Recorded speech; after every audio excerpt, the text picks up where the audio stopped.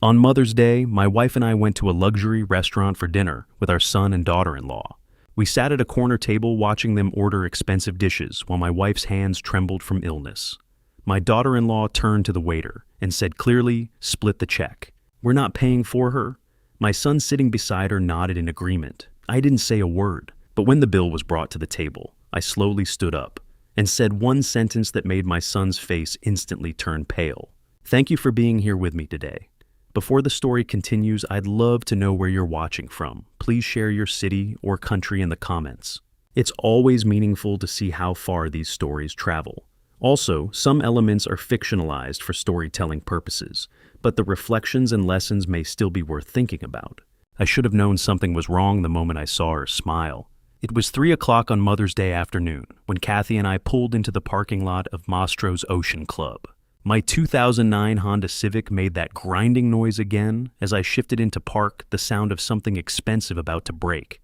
I'd been ignoring it for months. We couldn't afford to fix it. That May 12, 2024, Scottsdale, Arizona. The kind of warm evening where the heat hasn't quite let go yet. Around us, glass towers and luxury cars gleamed in the sun. Kathy sat in the passenger seat, wearing her pale blue dress, the one from the thrift store 15 years old, carefully ironed that morning despite her trembling hands. She looked at the restaurant through the windshield. "Are you sure about this?" she asked quietly. "It's Mother's Day," I said, squeezing her hand. "You deserve a nice dinner." She didn't argue. That was Kathy, 69 years old, 47 years married to me, and she never complained.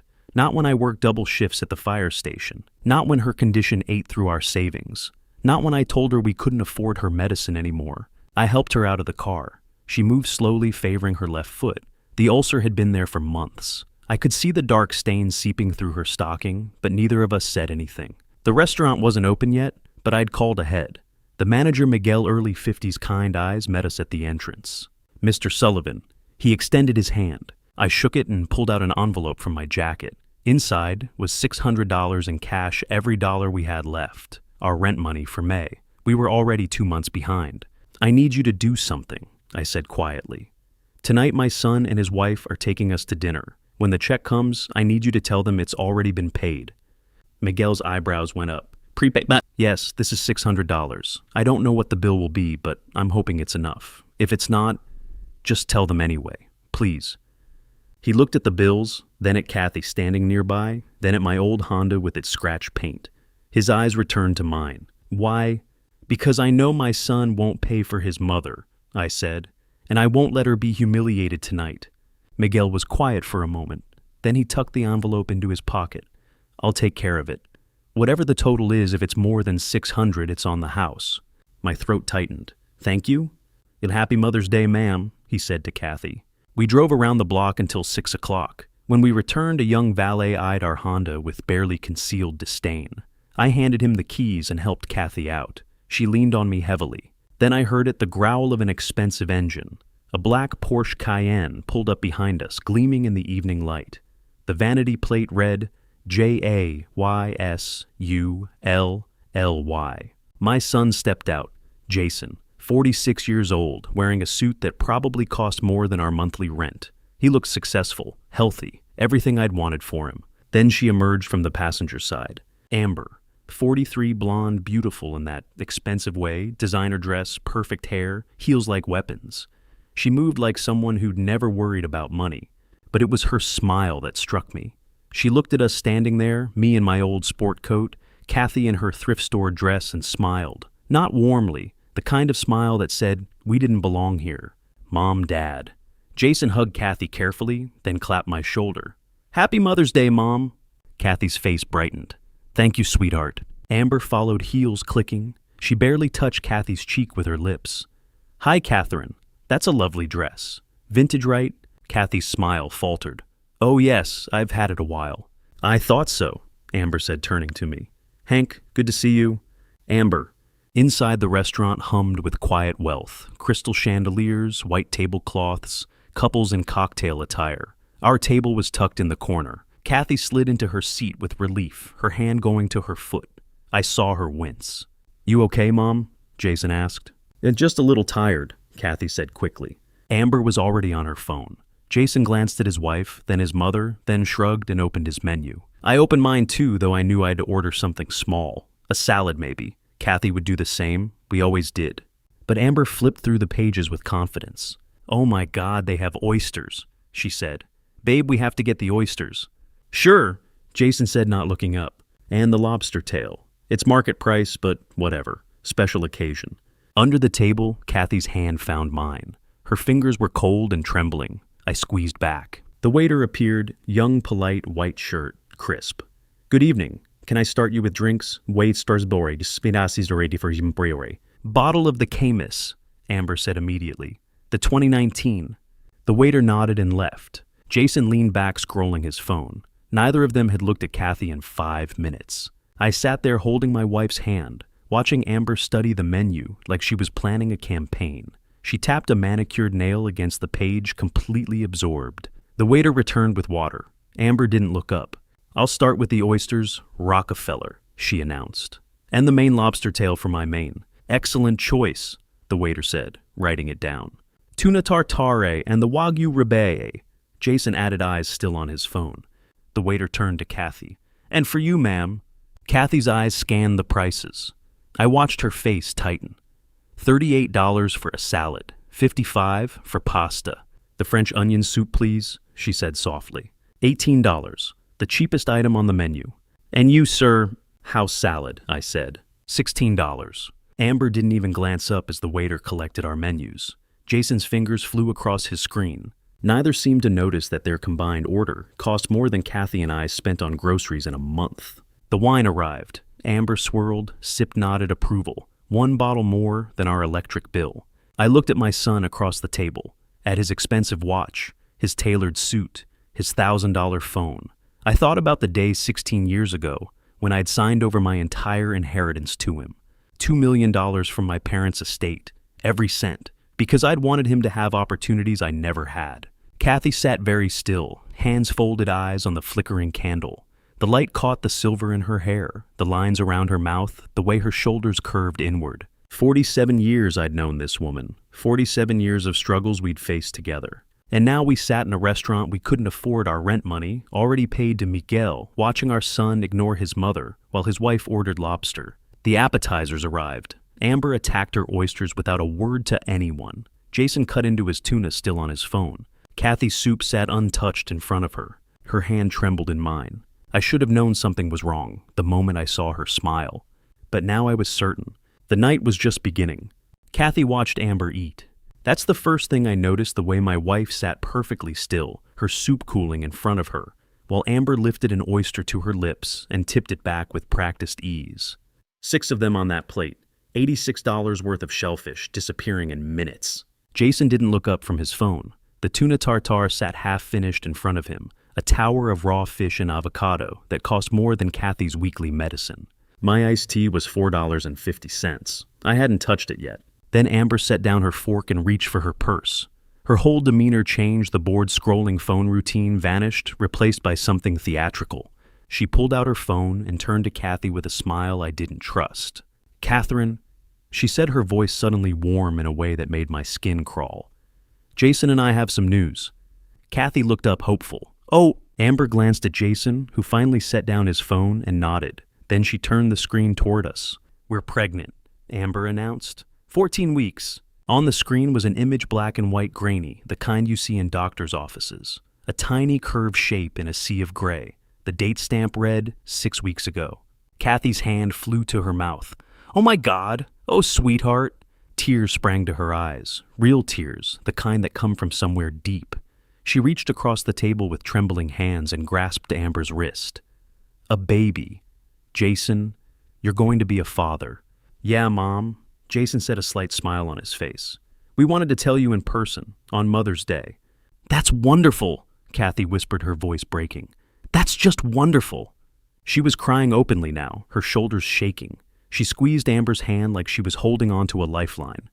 "A grandbaby. I never thought...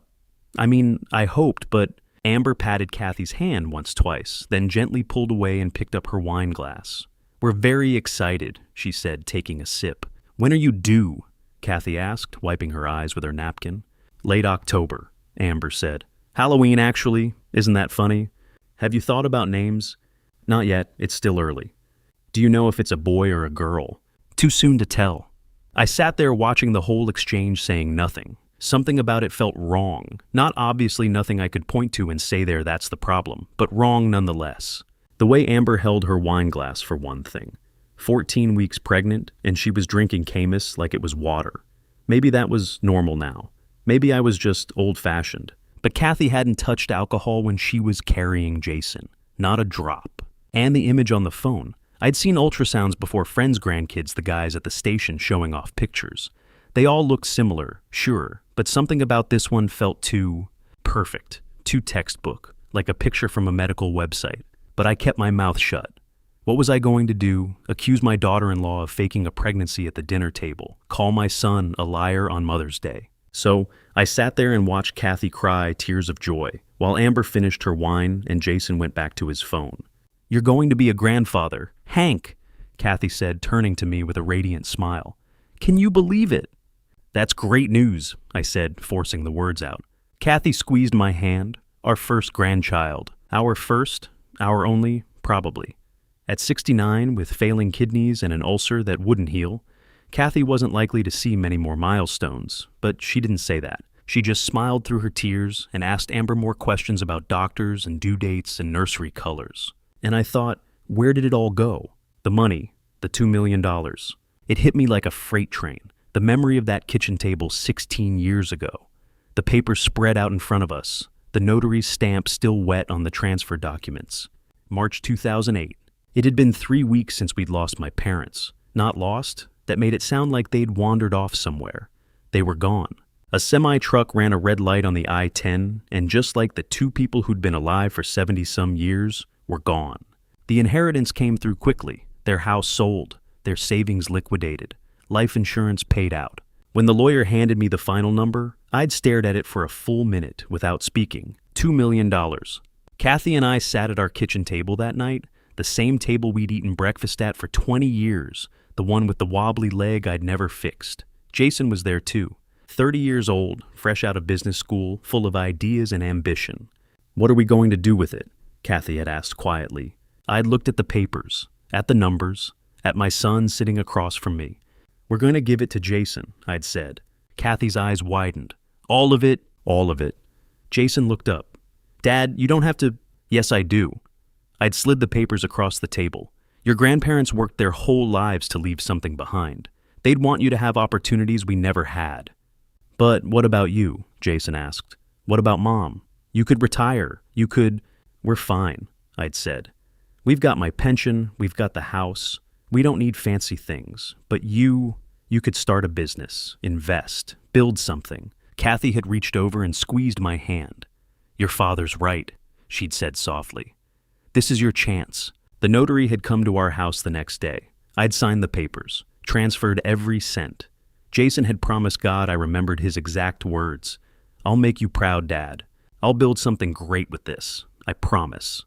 I'd believed him. And now, 16 years later, I sat in a restaurant I couldn't afford, watching him scroll through his phone while his wife drank wine and announced a pregnancy I didn't quite believe. Where had the money gone? $2 million. Invested right? That should have been $4 million by now. 5 even. But here we were. Jason in his expensive suit, Amber in her designer dress, and Kathy with $18 soup she couldn't bring herself to eat. The waiter appeared to clear the appetizer plates. Amber's was empty. So was Jason's. Mine, the $4.50 iced tea, was barely touched. Kathy's soup was still full. The cheese on top congealed into a cold, rubbery skin. "Did you not like the soup, ma'am?" the waiter asked politely. "Oh, I'm just full." Kathy lied, her smile not quite reaching her eyes. "It was lovely." The waiter nodded and cleared it away. Amber was already looking at the main courses section of the menu, her finger tracing down the list of steaks and seafood. "So what's everyone thinking for entrees?" she asked brightly. Kathy's hands were trembling again. She folded them in her lap, trying to hide it. I reached over and covered them with mine. Across the table, Jason was typing something on his phone. He hadn't looked at his mother since the pregnancy announcement, hadn't asked how she was feeling, hadn't noticed the untouched soup or the way her face had gone pale. Amber tapped the menu. "I'm thinking the lobster tail." Of course she was. And somewhere in the back of my mind, I heard my father's voice from years ago. If you give someone everything, make sure they know what it cost. I'd given Jason everything. And sitting there, watching Kathy's hands shake while Amber ordered more food we hadn't paid for. Yet food I'd already paid for with our rent money, I wondered if he'd ever understood the cost at all. Kathy's trembling hands reminded me of another morning, 8 weeks ago, March 10th, the day I'd driven her to the hospital with her glucose at 450 and climbing. I'd woken up at 6 that morning to find her sitting on the edge of the bed, swaying slightly. Her nightgown was soaked with sweat. When I touched her arm, her skin was clammy and cold. Kathy, she didn't answer right away, just stared at the wall, breathing too fast. I grabbed the glucose monitor from her nightstand, the one we'd bought secondhand because the new ones cost too much. My hands shook as I pricked her finger. The number that came up made my stomach drop. 450.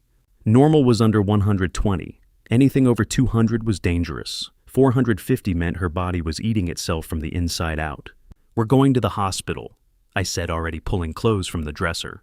"And Hank, we can't afford—" "Now, Kathy, we're going now." I'd helped her dress, half carrying her to the car. She'd thrown up twice on the drive to Phoenix General. I'd held a plastic bag for her while trying to keep the Honda steady on the I-10, praying we'd make it in time. The thing is, it wasn't sudden. The numbers didn't just spike overnight. She'd been rationing her insulin for months since the previous summer, when our insurance lapsed, and we couldn't afford the out-of-pocket cost anymore. $750 a month for the medication that kept her alive. We'd tried. God knows we'd tried. But between the mortgage and the utilities and the property tax, there just wasn't enough. So, Kathy had started cutting her doses, a little less each time, skipping the nighttime injection, telling herself it would be fine, telling me it would be fine. It wasn't fine.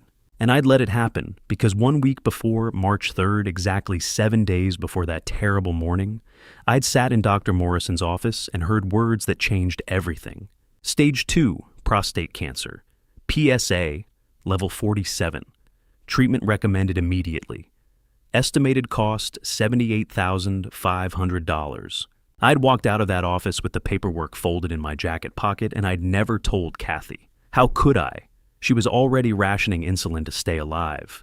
How was I supposed to tell her I needed $78,000 for treatment that might not even work? So I'd hidden the diagnosis, buried the papers in my truck's glove box, and 7 days later, I'd carried my wife into an emergency room with ketoacidosis ravaging her system. The ICU nurse, a kind woman named Patricia, had gotten Kathy stabilized within a few hours.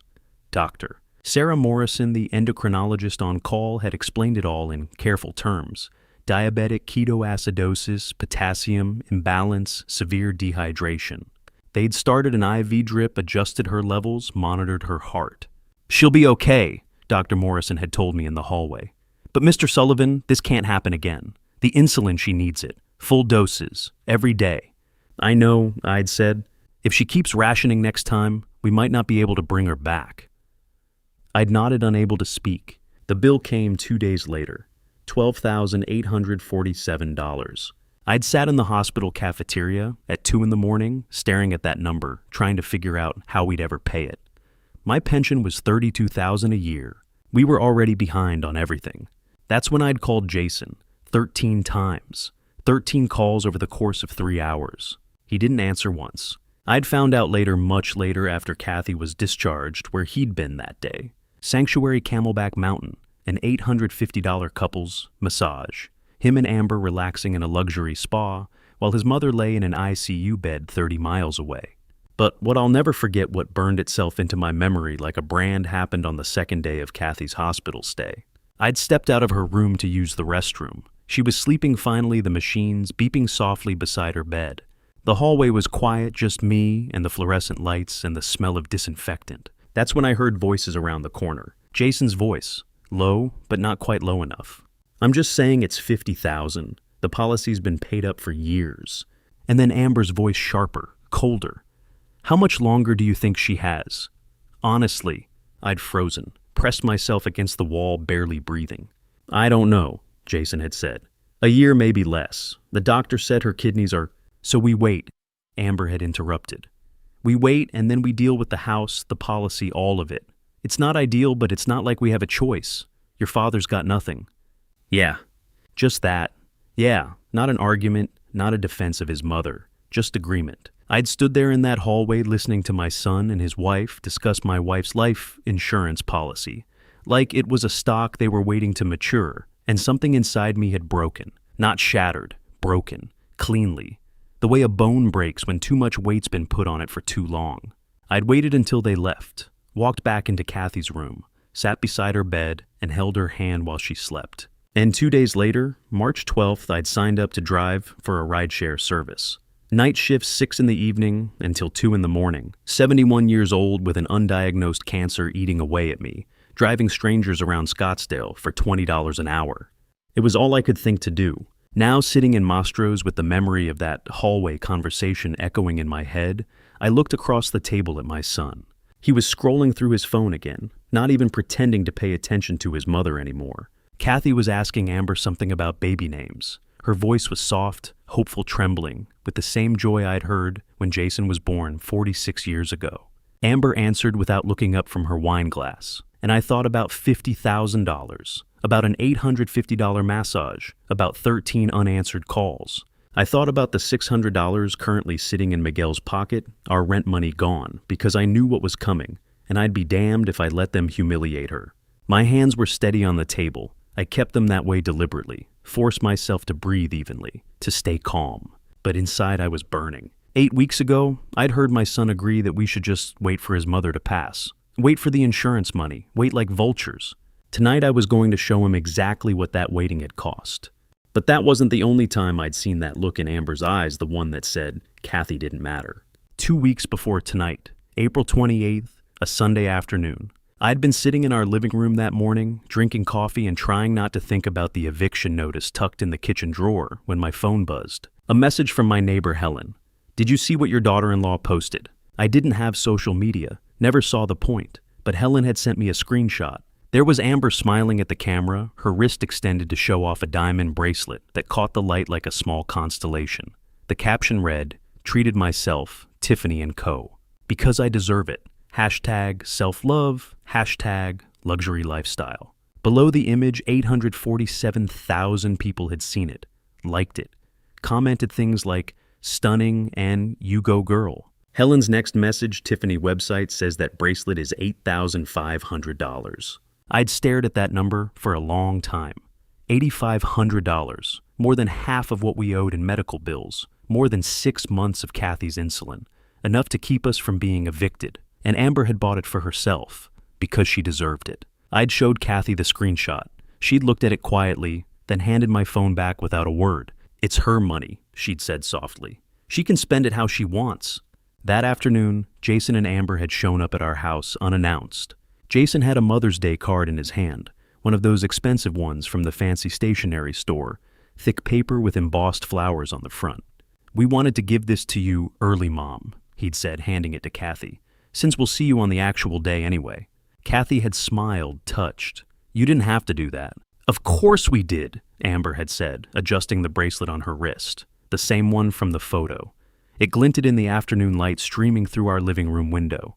Kathy had opened the envelope carefully the way she always did, trying not to tear the paper. She'd pulled out the card, beautiful, probably $7 or $8 just for the card itself, and opened it. Inside was nothing. Not a signature, not a message, not even a scribbled "Love Jason and Amber," just blank white space.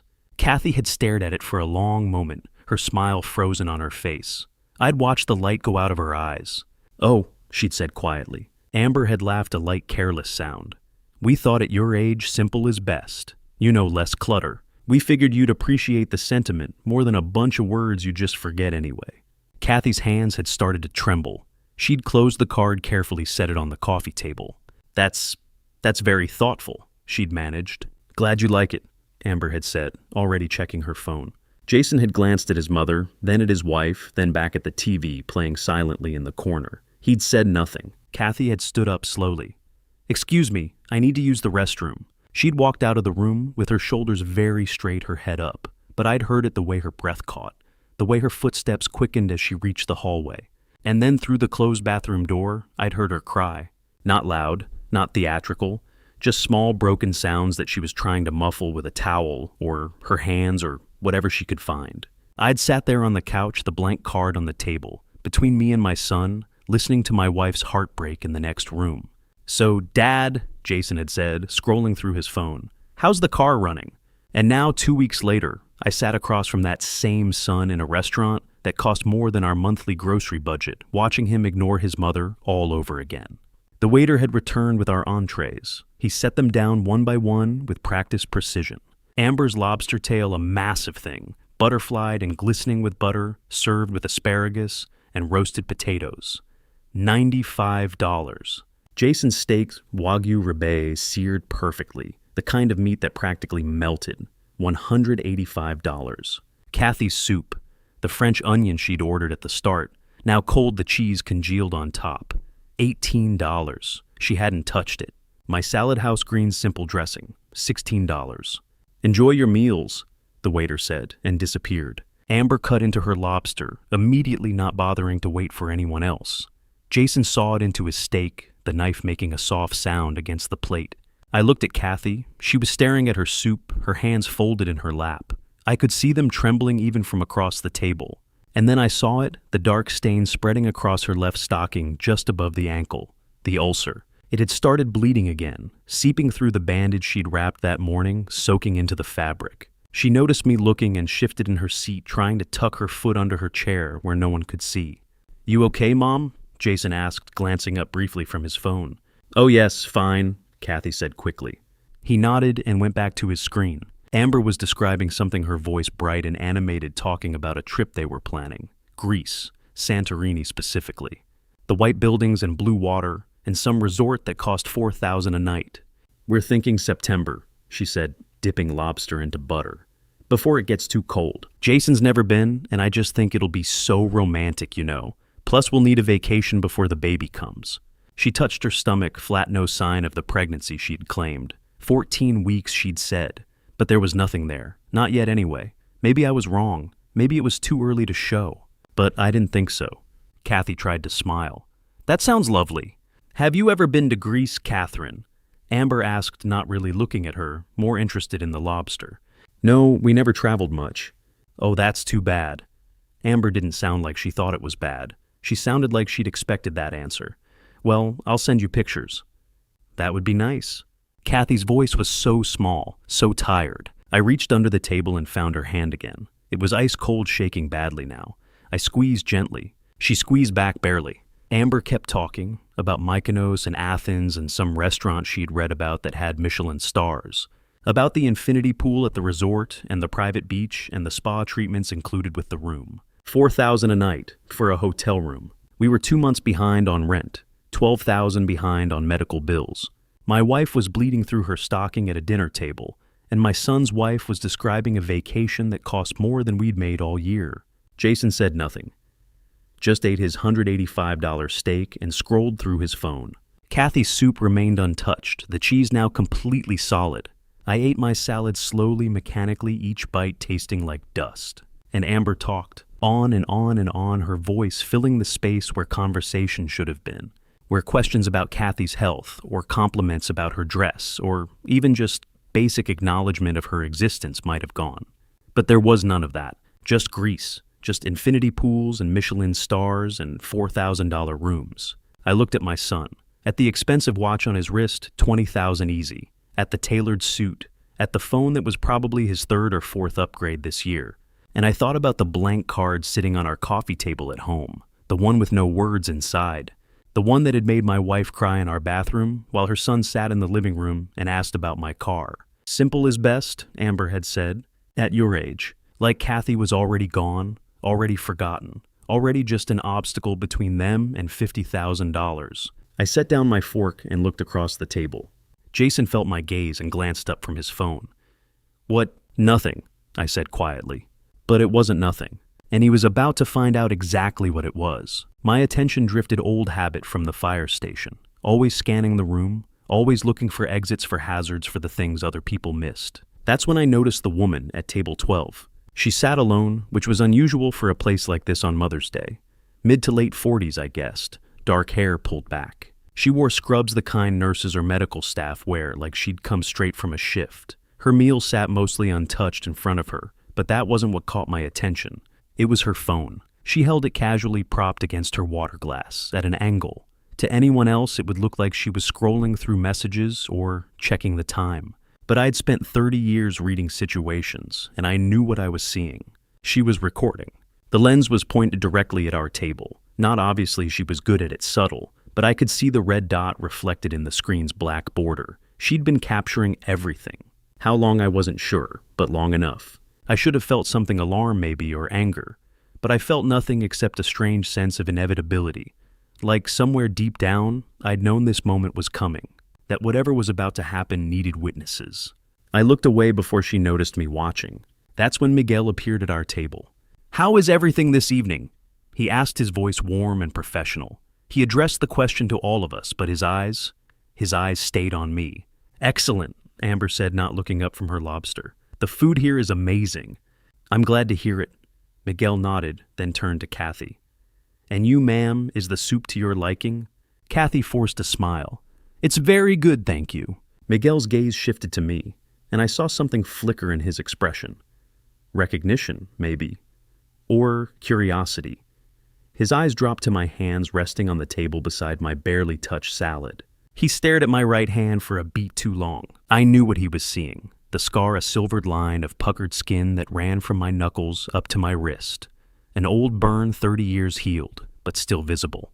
I'd gotten it in 1994, pulling a man out of a warehouse fire on East Van Buren. The beam had fallen, pinned him. I'd grabbed it with my bare hand to shift it, and the heat had seared through my glove like it was paper. The man had lived, my hand had healed, the scar stayed. Most people didn't notice it, or if they did, they didn't ask. But Miguel noticed. He looked at it then, at me, then back at the scar. Something passed across his face, something I couldn't quite read. Surprise, maybe? Or recognition. "If you need anything," he said quietly, his eyes meeting mine, "anything at all, please let me know." There was weight in those words, more than just a manager checking on customers. "And thank you," I said. He nodded, once lingered for another second, then moved on to the next table. I watched him go, wondering what he'd seen in that scar, what he remembered. But before I could think too much about it, Jason's phone buzzed on the table. He glanced at the screen, and his face tightened. "I need to take this," he muttered, pushing back his chair. "Who is it?" Amber asked, finally looking up from her plate. "Derek, work stuff. On Mother's Day. It's important." Jason was already standing, phone pressed to his ear. "Yeah, I'm here. Hang on." He walked away from the table, weaving through the restaurant toward the entrance. I watched him go, saw the tension in his shoulders, the way his free hand clenched into a fist at his side. Derek, his business partner. The guy he'd started the real estate company with, back in 2009, right after I'd given him the money. I'd met Derek once, slick too many teeth, when he smiled, the kind of guy who called everyone buddy, and made you feel like you needed to count your fingers after shaking his hand. Something was wrong. I could tell by the way Jason had moved, the urgency in his voice. But Amber didn't seem concerned. She just shrugged and went back to her lobster, pouring herself another glass of wine from the bottle that had cost more than our electric bill. The Camus, $142. She'd already finished half of it. Pregnant, she'd said. 14 weeks. I looked at the wine glass in her hand and said nothing. Across from me, Kathy lifted her spoon and tried the soup again. She managed one spoonful, then another. But I could see the effort it took, the way she had to force herself to swallow, the way her throat worked against the texture. The ulcer on her foot was still bleeding. I could see the stain spreading slowly across her stocking. And her stomach. God, her stomach had to be a mess too. The rationed insulin, the irregular meals, months of her body trying to survive on half of what it needed. She set the spoon down after the third bite and folded her hands in her lap. "Not hungry?" I asked quietly. "And just full," she lied. I reached over and squeezed her hand. It was trembling again. I looked around the restaurant, at the other tables, at the families celebrating. There was a couple 2 tables over maybe our age holding hands across the tablecloth. The woman was laughing at something her husband said, her face bright with joy. 3 tables to the left, a family with kids, teenagers, probably were passing around a phone, looking at photos, all of them smiling. Mother's Day, a celebration. Everywhere I looked, people were together, happy, present. And then there was us. Kathy with her untouched soup and bleeding foot trying to smile through the pain. Amber with her lobster and her wine, and her phone utterly oblivious. Jason somewhere near the entrance pacing, while he talked about business problems he wouldn't explain. And me, sitting at a table I'd paid for with rent money, watching my wife suffer, knowing I couldn't fix it, couldn't make it better, couldn't do anything except sit here and hold her hand and wait for the moment when everything would finally come to a head. I'd never felt more alone in my life. Not when I'd carried bodies out of burning buildings. Not when I'd sat in a hospital waiting room while Kathy fought ketoacidosis. Not even when I'd heard my son talk about waiting for his mother to pass so he could collect insurance money. This was worse. Because I was surrounded by people who were supposed to love us, and none of them saw us at all. The woman at table 12 was still recording. I could see her in my peripheral vision, phone angled just right, capturing everything. Good, I thought distantly. Let her record it. Let someone see what this looks like. Jason returned to the table 10 minutes later. His face was tight pale under the restaurant's golden lighting. He sat down without a word, picked up his knife and fork, and went back to cutting his steak. Everything okay? Kathy asked softly. Fine, Jason said, not looking at her. Are you sure you look... I said it's fine, Mom. His tone was sharp, dismissive. Kathy flinched slightly and went quiet. Amber glanced at him, then at her phone, then back at her food. Derek's such a drama queen, she muttered, always calling about something. Jason didn't respond, just kept cutting his steak, the knife making small, precise sounds against the plate. I watched him, watched the way his jaw was clenched, the way his eyes stayed fixed on his food, refusing to meet anyone's gaze. Something was very wrong with the business. I could feel it, but he wasn't going to tell us. He never told us anything anymore. I set down my fork and folded my hands on the table, my scarred right hand resting on top of my left. Across the room, Miguel was watching from near the bar. The woman at table 12 was still recording. And at our table, we sat in silence, 4 people eating a meal that no one wanted, pretending we were a family. The check was coming soon. And when it did, everything would change. The waiter returned to clear our plates. Kathy's soup bowl was still nearly full, the congealed cheese untouched. My salad was half eaten. Amber's lobster plate was scraped clean, as was Jason's steak. Can I interest anyone in dessert this evening? The waiter asked politely. Amber didn't hesitate. I'll have the creme brulee. Excellent choice. And for you, sir. Jason glanced up from his phone. Chocolate lava cake. The waiter turned to Kathy. Ma'am. Oh, no, thank you, Kathy said softly. I'm quite full. And you, sir? Nothing for me, I said. The waiter nodded and left. $24 for Amber's dessert, $22 for Jason's, $46 for sugar and cream, while my wife sat there with her hands folded, having eaten maybe 3 spoonfuls of $18 soup. Kathy shifted in her seat and I saw her wince. The ulcer.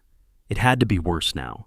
We'd been sitting here for over 2 hours and the stain on her stocking had darkened, spreading wider. But she said nothing, just reached for her purse and pulled out her phone.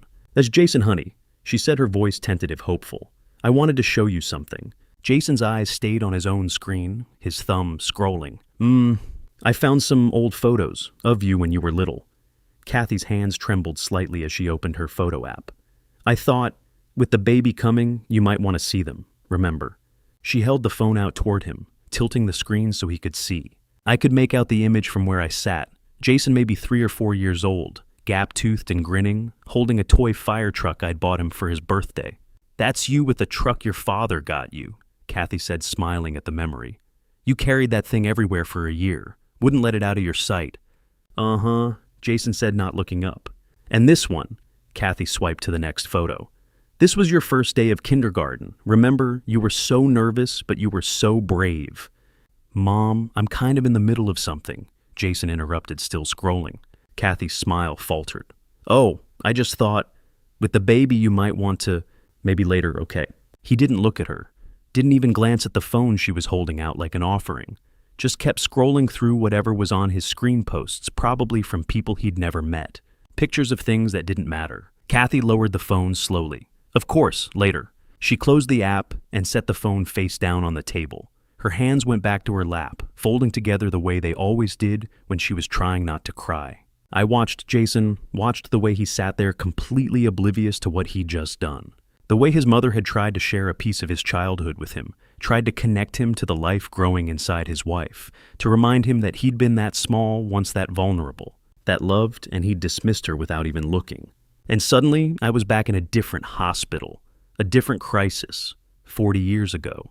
May 1984, I'd come home from my night shift at the station at 6 in the morning, 24 hours of back-to-back calls, a kitchen fire, a car wreck on the IIS-17, an apartment building where the smoke detectors had been disabled and 3 people nearly didn't make it out. I was exhausted, covered in soot, ready to fall into bed. But when I walked in the door, Kathy met me in the hallway, her face pale. "It's Jason," she'd said. "He's burning up." I'd found him in his bedroom, 6 years old, small for his age, curled up under his Star Wars sheets. His face was flushed red, his hair plastered to his forehead with sweat. When I touched his skin, it was like touching a radiator. The thermometer read 104. How long? I'd asked Kathy. "Since midnight. I gave him medicine, but it's not going down." I'd scooped him up, he'd weighed maybe 40 pounds light as air, and carried him to the car. Kathy had grabbed a bag, and we'd driven to the same hospital where she'd be treated decades later for ketoacidosis.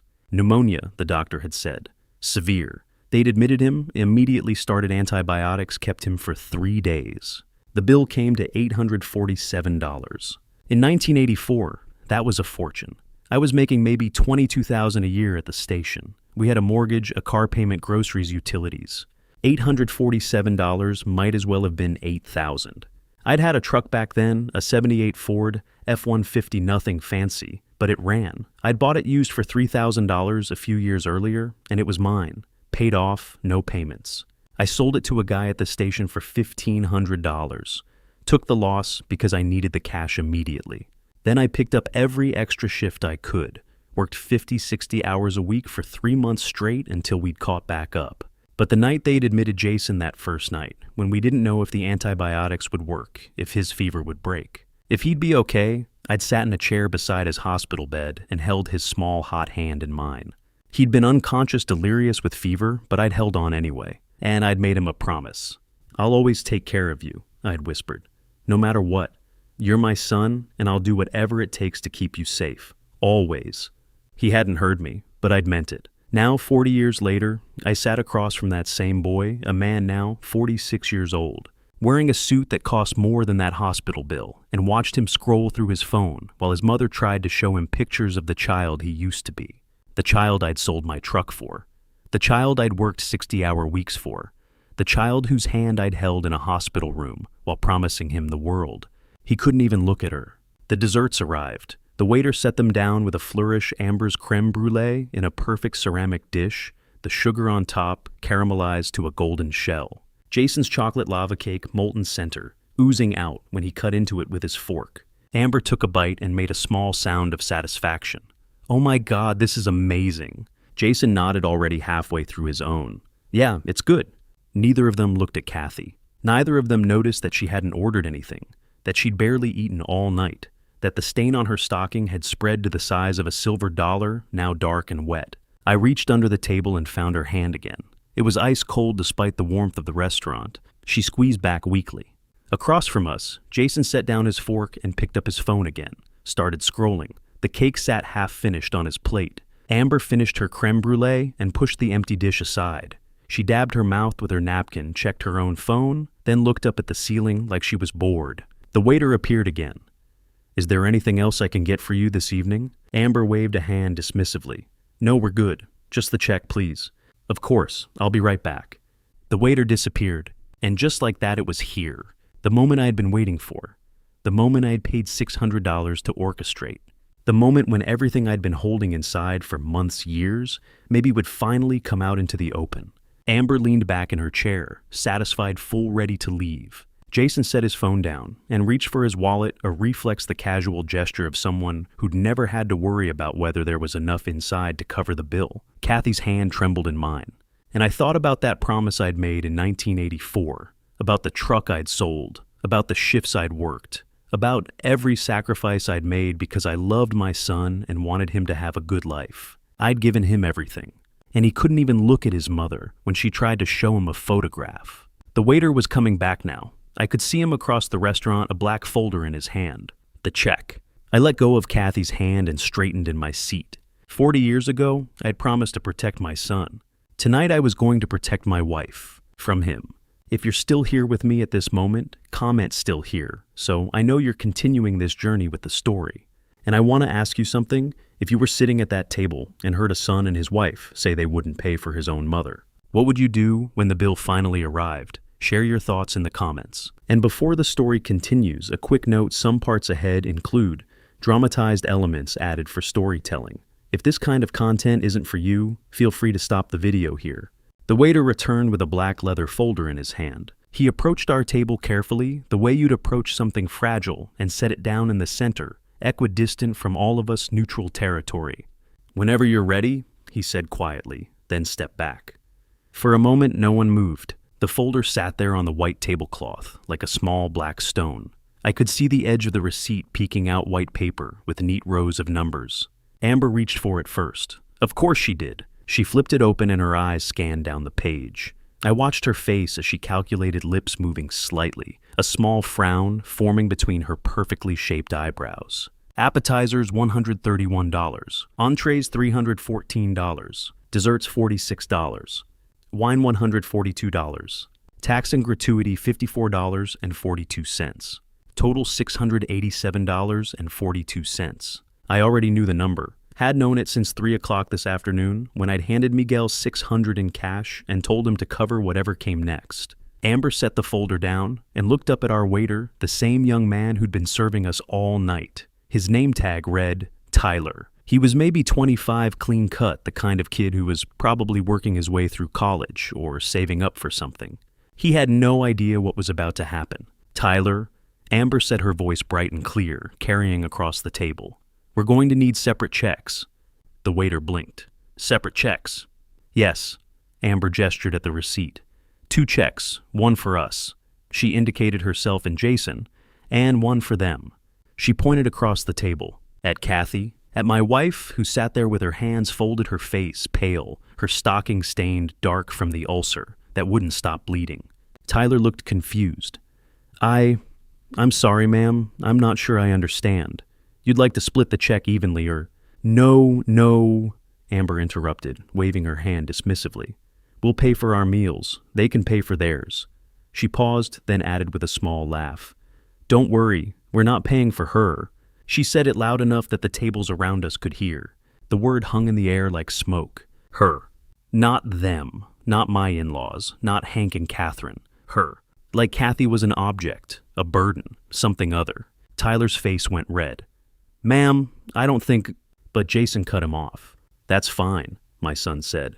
His voice was calm, matter of fact, like he was confirming a dinner reservation or agreeing to a wine selection. "Separate checks, that works. And then God help me." He nodded, a single clear nod of agreement. He'd heard what his wife said, heard her dismiss his mother, heard her say they wouldn't pay for her, heard the cruelty in her voice. And he'd agreed. I watched Kathy's face, watched the exact moment the words registered, watched her eyes go wide, then glassy, watched her lips part slightly like she wanted to say something, but couldn't find the words. A tear slid down her cheek. Then another. She didn't wipe them away, didn't make a sound, just sat there frozen while tears fell silently onto the white tablecloth, leaving small dark spots on the fabric. I did nothing. I picked up my water glass and took a sip, set it down carefully. My hand was steady, my face was calm. Inside I was burning, but I'd learned a long time ago that the most dangerous fires are the ones that burn cold. Tyler stood there stammering. Sir, ma'am, I really don't think we can— the check is already totaled and I'd have to ask my manager." "That's fine," Amber said breezily. "Go ask your manager. We'll wait." She leaned back in her chair, satisfied, like she'd just solved a problem, like she'd done something reasonable. Around us, the restaurant had gone quiet. Not completely. There was still the murmur of conversation from distant tables, the soft clink of silverware, the low background music, but our immediate area had fallen into a hush. People were staring. I could see them in my peripheral vision. The couple 2 tables over had stopped eating their forks suspended halfway to their mouths. The family with teenagers had all turned to look. The woman at table 12, Rachel, though I didn't know her name yet, had her phone angled directly at us. And she wasn't the only one. Phones were coming out all around us. Slowly, subtly, people raising devices and angling screens. 20 of them, maybe more. Little glowing rectangles capturing everything. The moment had witnesses. Amber didn't notice. Or if she did, she didn't care. She picked up her wine glass, still a finger left in the bottom, and took a sip. Honestly, she said, setting the glass down. She wasn't even looking at Kathy anymore. just talking like she was explaining something obvious to Tyler.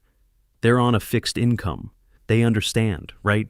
She glanced at me expecting agreement, expecting me to nod and smile and confirm that, yes, we understood we were poor and old, and it made perfect sense that we should pay our own way. I said nothing, just looked at her.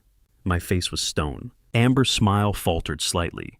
She looked at Jason, who had already gone back to his phone, scrolling through something disconnected.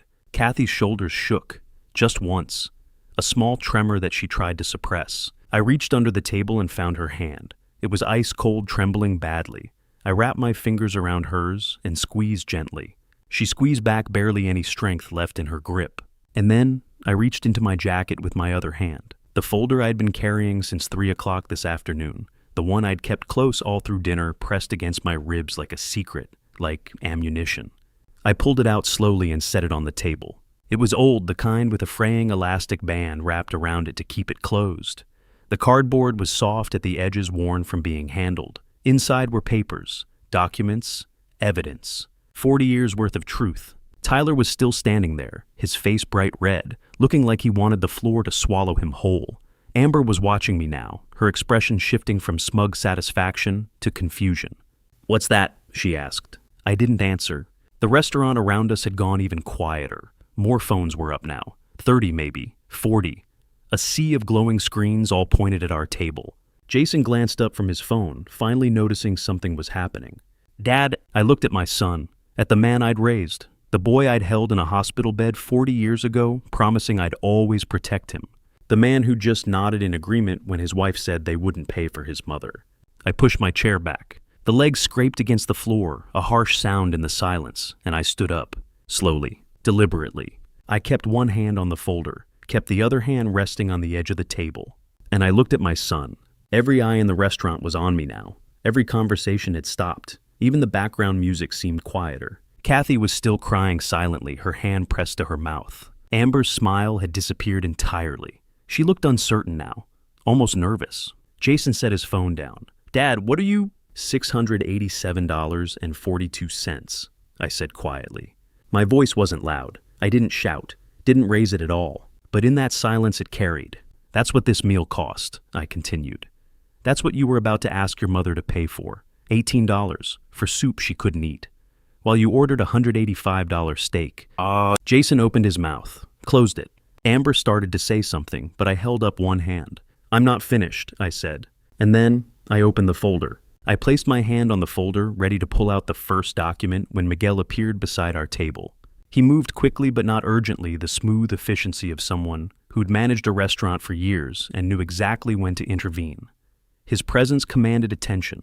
Conversations at nearby tables fell silent. Even Tyler, the waiter, stepped back slightly, relief flickering across his young face. Miguel looked at Tyler first, his voice calm and clear. "There's no check," he said. Tyler blinked. "Sir, there's no check to split," Miguel repeated louder now, so the surrounding tables could hear. "The bill has already been paid." Amber's head snapped up. "What?" Jason set his phone down, confusion crossing his face. "What do you mean it's already been paid?" Miguel turned to me, and I saw the question in his eyes, the silent asking of permission to continue. I gave him a small nod. "Mr. Sullivan," Miguel said, addressing me formally but with warmth, "paid for this entire meal earlier this afternoon, at 3 o'clock, in cash." The restaurant seemed to hold its breath. Amber stared at Miguel like he'd just spoken a foreign language. That doesn't make sense. Why would— $600, I said, quietly cutting her off. All eyes shifted to me. I kept my hand on the folder, but didn't open it yet.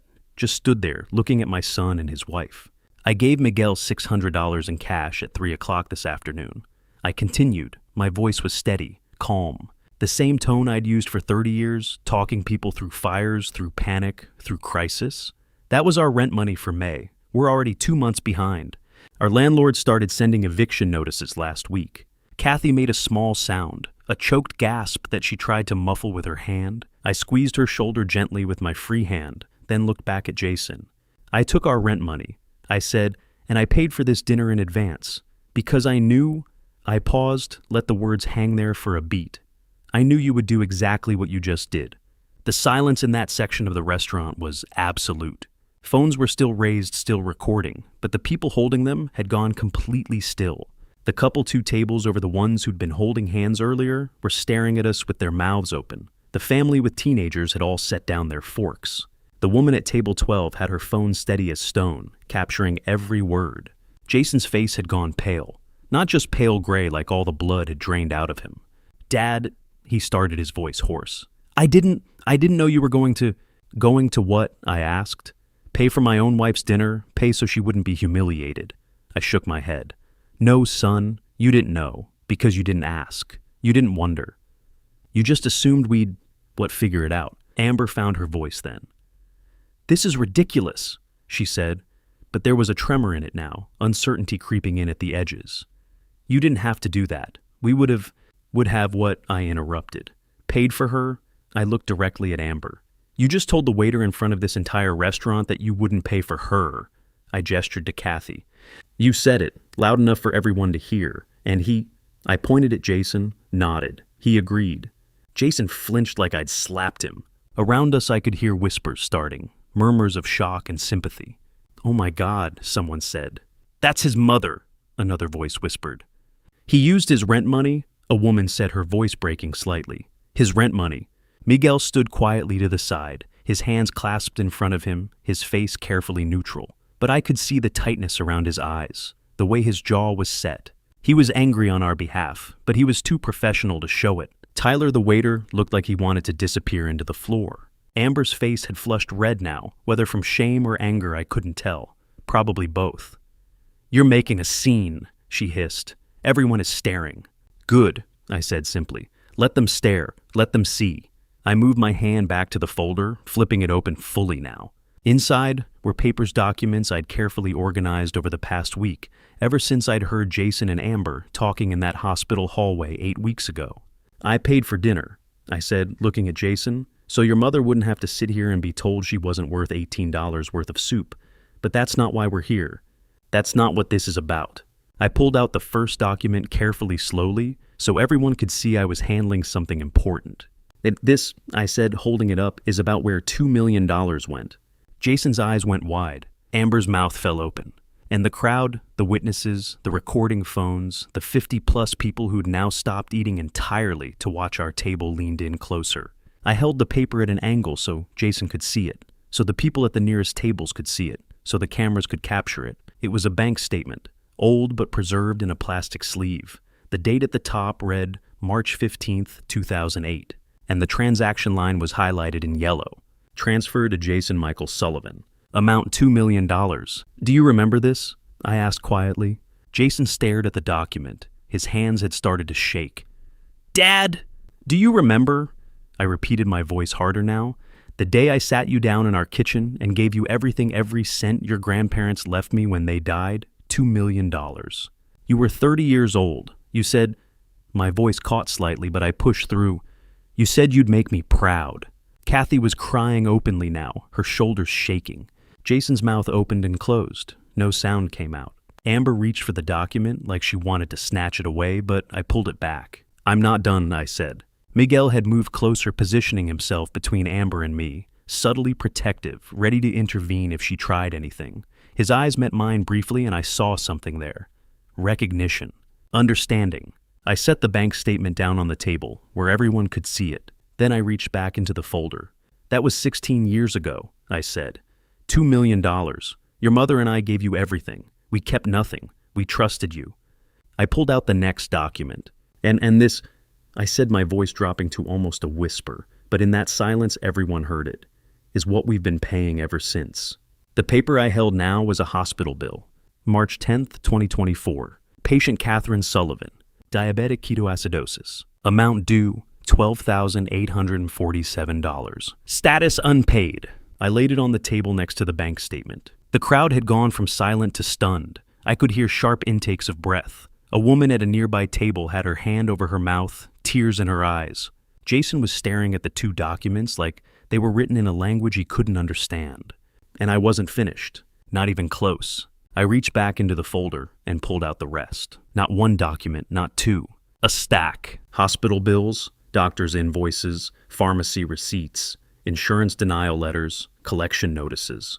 3 years worth of paper held together with a binder clip, the edges worn soft from being handled too many times. I set the stack on the table beside the 2 documents already there, the $2 million transfer and the $12,000 hospital bill, and the contrast was impossible to miss. One piece of paper showing everything we'd given, dozens of others showing everything it had cost us since. Amber found her voice first. "That was 16 years ago," she said, gesturing at the bank statement. Her tone was defensive, almost angry. I can't expect what?" I interrupted, my voice cutting through hers. "I can't expect my son to remember that his parents gave him $2 million, that we kept nothing for ourselves, that we trusted him."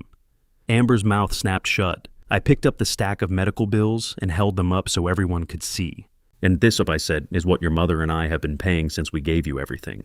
I set the stack down and began pulling out individual sheets, laying them across the table one by one, like I was dealing cards. Each one had a number highlighted in yellow. Each one represented a piece of our lives we'd traded for survival. "Insulin," I said, holding up the first receipt. "Your mother has type 2 diabetes. She needs insulin to live. Without insurance, it costs $750 a month. Over the past 3 years, that's $27,000. I set it down and picked up the next one. Emergency room visits, $10,000, 3 trips in 2 years because her glucose levels went so high, she nearly didn't make it. Another paper. Hospital stays, $70,000. That includes the ICU stay from March when she went into ketoacidosis because, my voice hardened, because she'd been rationing her insulin for months, cutting her doses in half to make them last longer. Kathy made a choked sob that she tried to muffle with her napkin. Her shoulders shook. I kept going. Wound care, $7,200, for the ulcer on her foot that won't heal because her circulation is damaged, and we can't afford the specialist visits she needs.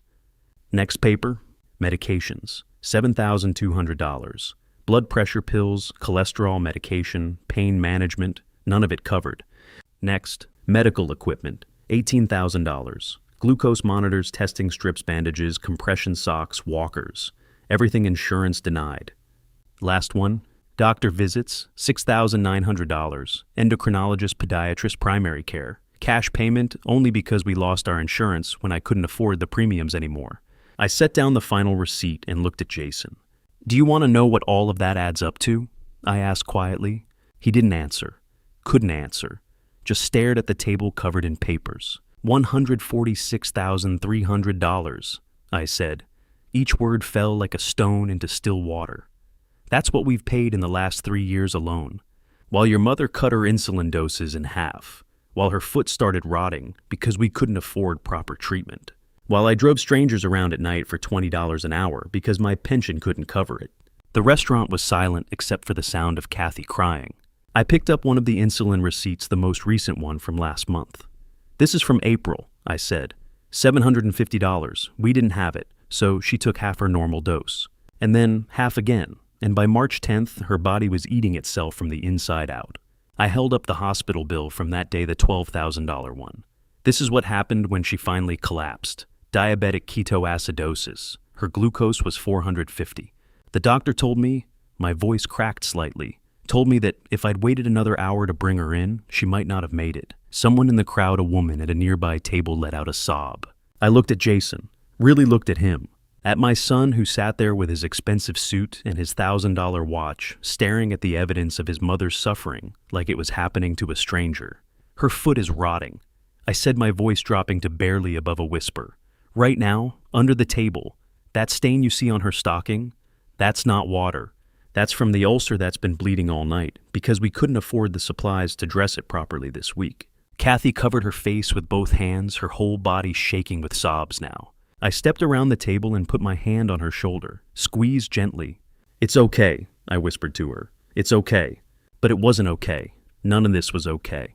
I turned back to Jason. Around us, the restaurant had transformed into something else entirely. This wasn't dinner anymore. This was a reckoning. And every person in that room, 50, 60 people, maybe more, was a witness to it. I could see tears on faces. A man at the table behind Jason had his head in his hands. The woman who'd sobbed earlier was crying openly, her husband's arm around her shoulders. Even some of the waitstaff had stopped what they were doing to watch, their eyes red. The phones were still recording, all of them, capturing every word. Every number, every tear. Jason's face had gone beyond pale, now it was gray ashen. His hands shook where they rested on the table. He opened his mouth several times, but no sound came out. Finally, he managed, "Dad, I didn't know. I swear I didn't know it was this bad." I looked at him for a long moment. You didn't know," I repeated slowly, "because you never asked." Those 5 words hung in the air like an indictment. Not once. I continued, my voice quiet, but carrying in that absolute silence. "In 3 years did you ask how we were doing? Not once did you ask if we needed help. You came to our house twice in 3 years. Twice. And both times you stayed less than an hour." Jason's mouth worked silently. "You called on our birthdays," I said, "left messages, sent cards, but you never asked." I gestured at the papers spread across the table. "We were drowning, and you never even noticed we were underwater." Jason's voice broke. "I thought you were fine. We never said." I felt something crack open inside me, something that had been pressed down for years. "How were we supposed to tell you when you wouldn't answer our calls, when you were too busy to visit, when the only time we saw you was at holidays? And even then, you spent the whole time on your phone." Tears were streaming down Jason's face now. Real tears. Maybe the first genuine emotion I'd seen from him all night. "Dad, please." $2 million, I said, picking up the bank statement again. "Your grandparents worked their entire lives to leave that money. They died in a car accident on the I-10. And 3 weeks later, I signed every cent over to you because I thought," my voice caught, "I thought you'd do something good with it, something that mattered."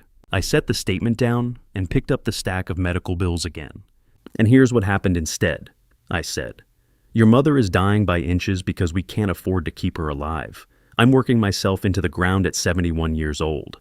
We're about to be evicted and you," I looked at him, "you ordered a $185 steak and didn't even ask your mother if she was okay." Jason put his head in his hands and wept. Amber sat frozen, her face white, her eyes darting between me and the documents and the crowd of people watching us. But I wasn't done. Not yet. I reached into the folder one more time. "There's more," I said quietly. Jason looked up, his face streaked with tears. "Dad, please, I can't." "You need to hear this," I said. "All of it." And I pulled out the next document. Before we continue, just a quick note. Parts of the story ahead include dramatized elements added for storytelling purposes. So not every detail should be taken as literal fact. If you're enjoying the video, feel free to share it and subscribe so you don't miss the next stories. And if this kind of story isn't for you, you're completely free to stop watching here. The next document I pulled from the folder wasn't about Kathy. It was about me. I held it up, a single-page medical letterhead at the top, neat-typed lines that had changed everything when I'd first read them 7 weeks ago. March 3rd, 2024. I read aloud, my voice steady despite the tremor I felt inside. Patient Frank Sullivan, diagnosis. Stage 2, prostate cancer, PSA, level 47 nanograms per milliliter. The restaurant, already silent, somehow grew quieter. Recommended treatment. I continued immediate radiation therapy and hormone treatment. Estimated cost. I paused to let that number hang in the air for a beat. $78,500. I set the paper down on top of the medical bills, the bank statement, the evidence of 3 years of suffering. "I have cancer," I said, simply looking at Jason. "I've had it since March 3rd, 7 days before your mother collapsed, and I haven't treated it. I haven't told anyone.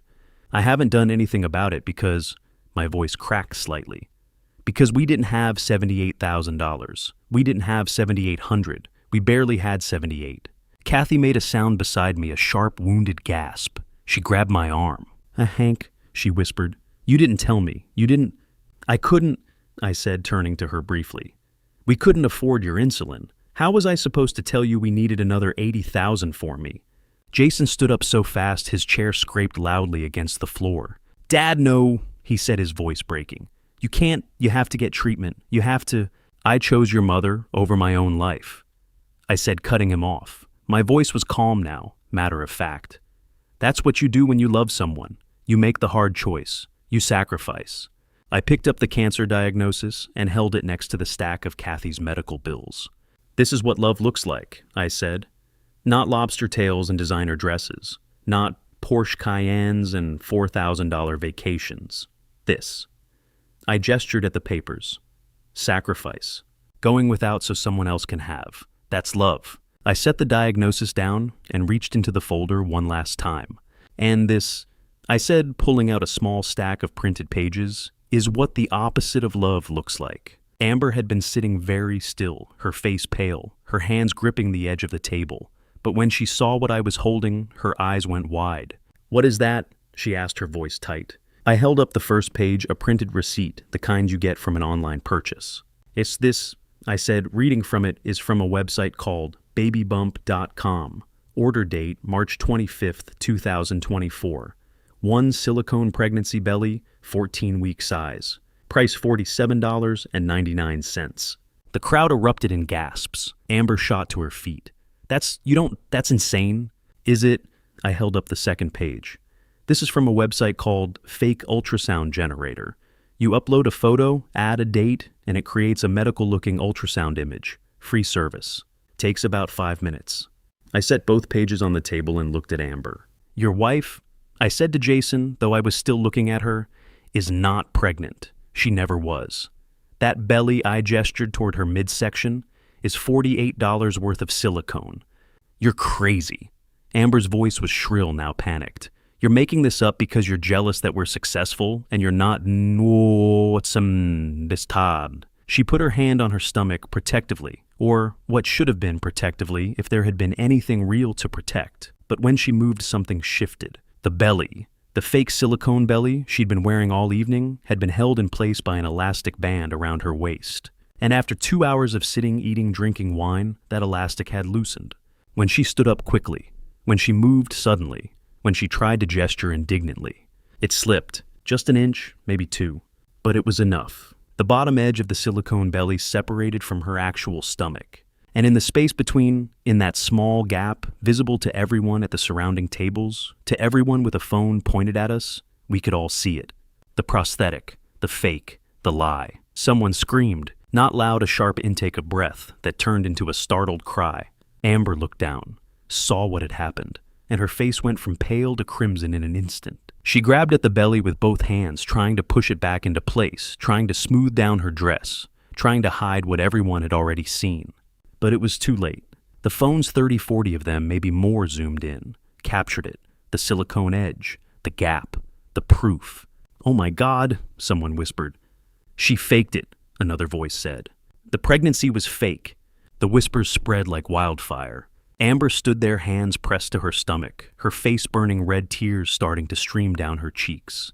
But these weren't tears of sadness. These were tears of humiliation, of being caught, of having nowhere left to hide. "I can't explain," she said, her voice breaking. It's not what it looks like." "It's exactly what it looks like," I said quietly. I picked up the receipts again and held them higher so the crowd could see. 14 weeks pregnant, I said. "That's what you told us tonight. That's what you told Kathy while she cried tears of joy thinking she was going to be a grandmother." I looked at Amber. "You lied. You bought a $48 prop, and you lied to a dying woman about the one thing that might have brought her comfort." Amber opened her mouth, closed. It opened it again. No words came out. I wasn't done. "I heard you," I said, turning back to Jason. 8 weeks ago, at the hospital, when your mother was in the ICU fighting for her life." Jason's face went gray. "I heard you in the hallway." I continued, my voice dropping lower, colder. "Talking to her?" I gestured at Amber. "About your mother's life insurance policy, $50,000. And I heard you say," I had to pause, had to force the words out. "I heard you say that you just had to wait. Wait for her to pass. Wait for the insurance money." "No," Jason whispered. "Dad, no, I didn't mean." "You asked how much longer she had," I said. "And she," I looked at Amber, said maybe a year, maybe less, and you both agreed to wait. The silence in the restaurant was deafening. Jason sank back into his chair, his hands covering his face. His shoulders shook. He was sobbing huge racking sobs that shook his whole body. "I'm sorry," he choked out. "Dad, I'm so sorry. I'm so sorry. I don't know what I was thinking. I don't know how God, what have I done? What have I done?" Kathy stood up beside me. Her hand found mine and squeezed so hard it hurt. "We're leaving," she said quietly. Her voice was steady, strong. "Hank, let's go." I put my arm around her waist, supporting her weight as she swayed slightly. The ulcer on her foot had bled through the bandage through her stocking. I could feel her trembling against me. But she stood. She stood with her head up her shoulders back, and she looked at her son, at the man weeping into his hands with something that might have been pity, or grief, or both. "Goodbye, Jason," she said softly. And then we turned to leave. For 5 seconds, 5 long, suspended seconds, the restaurant was absolutely silent. No one moved, no one spoke. Even the phone stayed motionless, capturing the moment in frozen stillness. And then from somewhere in the back of the restaurant, one person started clapping. Slow, deliberate. A single pair of hands coming together in applause. Then another person joined in. An older woman, 2 tables to our left. She set down her wineglass and brought her hands together, firm, deliberate claps that echoed through the silence. Then another. A man near the bar still holding his drink in one hand, clapping with the other against his thigh. Then 10 people, 20, 30, and then everyone. The entire restaurant, every table in our section, spreading outward like a wave, rose to their feet. 80 people, maybe more, standing, applauding. Not the polite golf clap of a business dinner. Real applause, the kind that comes from somewhere deep. The sound was overwhelming. I stood there with my arm around Kathy, both of us frozen, and listened to an entire room of strangers tell us that they'd seen what happened, that they'd witnessed it, that we weren't alone. "You're a good man, sir," the man at the next table said, his voice thick. He was maybe 60, gray-haired, wearing a suit that had probably cost more than my car. "A damn good man." "God bless you both," a woman called out from somewhere behind us. "You did the right thing," another voice said. "We're praying for you." The voices came from everywhere, overlapping, sincere. People I'd never met. People who'd just watched me expose my son's cruelty and my daughter-in-law's lies in front of 100 witnesses. And instead of looking away, instead of going back to their meals and pretending they hadn't seen, they were standing, applauding, blessing us. I felt Kathy sag against me, and I held her tighter. That's when Miguel stepped forward. He'd been standing near the bar, hands clasped in front of him, watching the ovation with tears streaming down his face. Now he walked toward us through the crowd, and the crowd parted for him, creating a path. When he reached our table, he stopped and looked at me for a long moment. His eyes were red, his face wet. "Mr. Sullivan," he said, his voice shaking slightly, "I need to tell you something." I nodded, unable to speak. "I know who you are," Miguel said. "I've known since you walked in tonight, since I saw that scar on your hand." He gestured at my right hand, at the silvered line of burned tissue running from my knuckles to my wrist. 1994, Miguel continued. "August 17th, there was a warehouse fire on East Van Buren Street. Do you remember? I stared at him. Yes, I remember. My father was in that warehouse," Miguel said. "Roberto Alvarez, he was a maintenance worker. The fire started in the electrical room, and he was checking the breakers when the whole system went up. A beam fell, pinned him. The memory came back in pieces. The warehouse. The smoke so thick you couldn't see your hand in front of your face. The calls for help. The man trapped under steel and concrete flames spreading fast. You went in," Miguel said, his voice breaking. "The other firefighters said it was too dangerous. The building was coming down. But you went in anyway. I remembered grabbing that beam. Remembered the heat even through my gloves. Remembered the way my right hand had burned when I'd finally gotten enough leverage to shift it. You pulled him out," Miguel said. "You carried him out of that building 30 seconds before the roof collapsed. The doctor said he had second-degree burns and smoke damage to his lungs. But he lived. He lived another 25 years. My throat was tight. He passed 2019, Miguel said, nodding. The lung damage from the smoke finally caught up with him. But Mr. Sullivan, he stepped closer. He talked about you every single day. Every day for 25 years, he told us about the firefighter who saved his life. The man who didn't give up when everyone else said it was too late. You were a hero to our family, to my father, to me. I felt something break loose inside me, something I'd been holding tight for months, maybe years. I didn't know, I managed. I never knew what happened to him after. We pulled so many people out over the years. He knew, Miguel said. He never forgot. Miguel reached into his jacket and pulled out a check. He handed it to me. This is from the restaurant, he said. $5,000. It's not enough. It's not even close to enough. But it's what I can give you tonight. I looked down at the check. $5,000. Enough to pay the rent we owed. Enough to buy Kathy's insulin for months. Enough to breathe. I can't accept this, I said, my voice hoarse. You can, Miguel said firmly. You will, and there's more. He pulled out a small card laminated official looking and pressed it into my hand. "Free meals for life," he said. "You and Mrs. Sullivan, anytime, for as long as this restaurant stands. It's the least we can do." Then he reached into his pocket and pulled out an envelope. The same envelope I'd given him at 3 o'clock that afternoon. "And this," Miguel said, "is your $600. Your rent money, I'm giving it back." I stared at the envelope. "But the bill was less than I expected," Miguel said, smiling through his tears. "And even if it wasn't Mr. Sullivan, you saved my father's life. You gave me 25 more years with him. 25 years of birthdays and holidays and conversations. You gave me time I never would have had." He pressed the envelope into my hand. "Take it," he said. "Please, let me do this one thing." The applause was still going, still building. People were crying now, not just us, but strangers at tables across the room. The woman at table 12, Rachel, though I still didn't know her name, had her phone down, wiping tears from her eyes. I looked at Miguel, at this man whose father I'd pulled from a burning building 30 years ago. This man who'd helped me tonight without knowing why. This man who'd given me back my dignity and more. And I broke. The tears I'd been holding back all night, all month, all year finally came. They poured out of me in great shaking sobs that I couldn't control. I pulled Miguel into a hug and held on like he was the only thing keeping me upright.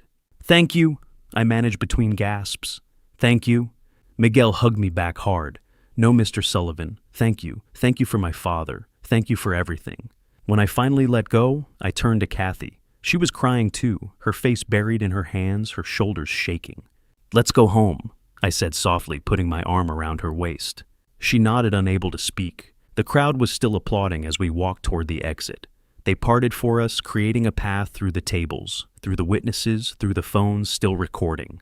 People reached out to touch my shoulder, Kathy's hand, offering blessings and comfort as we passed. I looked back once. Jason sat at the table with his head in his hands, his whole body shaking with sobs. Amber sat beside him, arms wrapped around herself, staring at nothing. The folder full of documents still lay spread across the white tablecloth, evidence of everything we'd lost, everything they'd taken, everything that had finally been exposed. Neither of them looked up as we left. Miguel walked us to the door. The applause followed us all the way, echoing off the walls, filling the space with sound, and then we were outside.